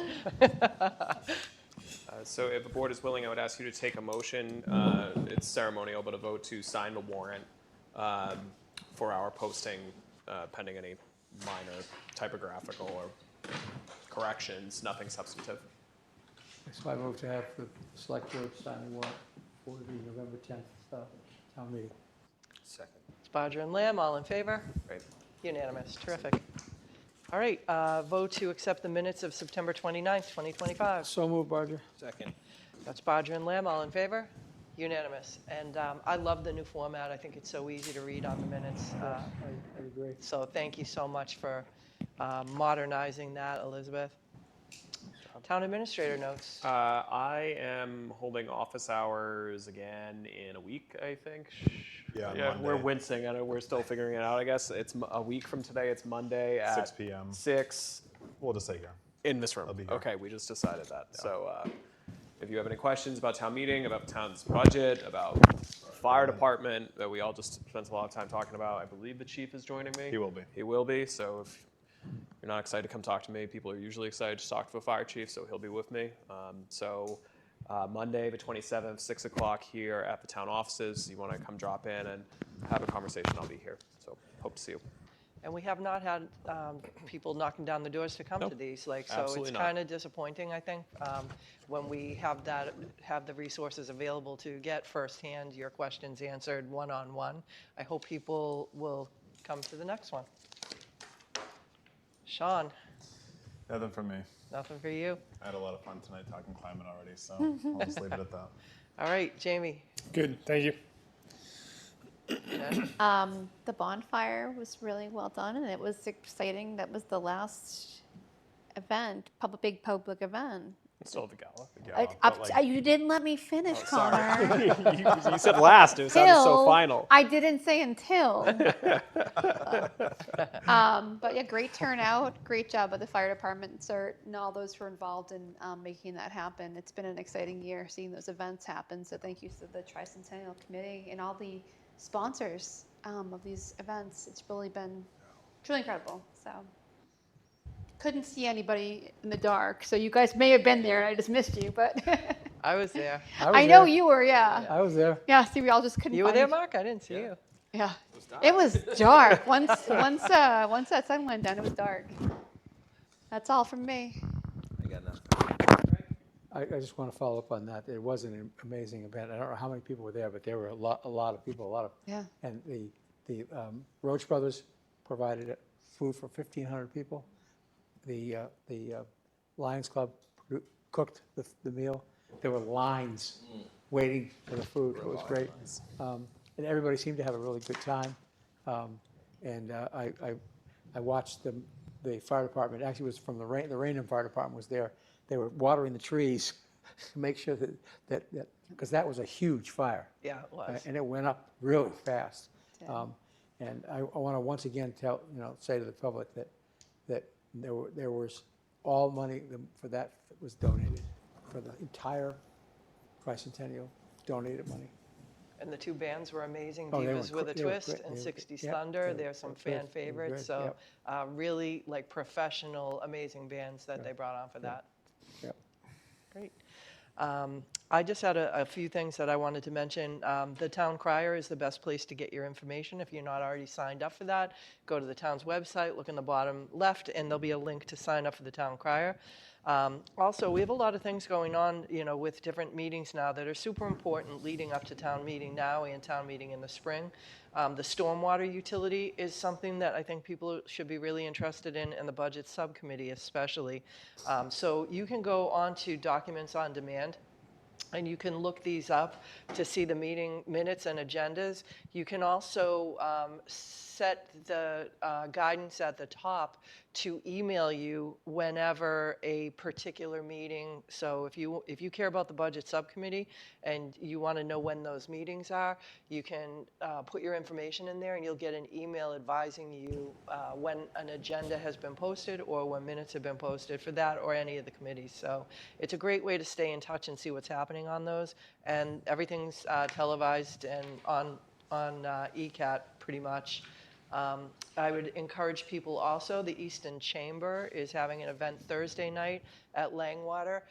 If you don't have your tickets to that already, it's a fundraiser, and I think, we care a lot about business in this community, so if we want to support the chamber and mingle with some of our local business leaders, it's a really great opportunity to do that. So you can go on the Easton Chamber website and get tickets for that. It is a ticketed event. And also encourage people to come to Coffee with Connor and the chiefs and whoever the amazing guest is for these. It's really a great opportunity to just, sit down candidly, express your ideas, your concerns, your support, and have a really interesting conversation. So with that, I will say we're going to go into executive session under Purpose 3 of Mass General Law, Chapter 30A, Section 21A, to discuss strategy with respect to collective bargaining with Easton Firefighters Local 2790. We are going to go into the executive session not to return to open session. So moved, Barger. Second. So that's Bodger and Lamb, and a roll call vote. Stebbins, yes. Stacy, yes. Ma'am, yes. Full Janetti, yes. Barger, yes. All right, and I want to thank ECAT. Joe is back in the lineup here tonight, doing an amazing job.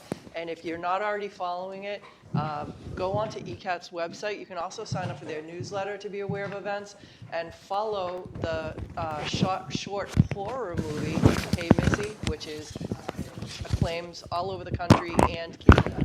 So follow that for a really interesting celebration that is through Joe and his pals at ECAT. So thank you very much, everyone. Have a great night. We'll see you in a couple of weeks.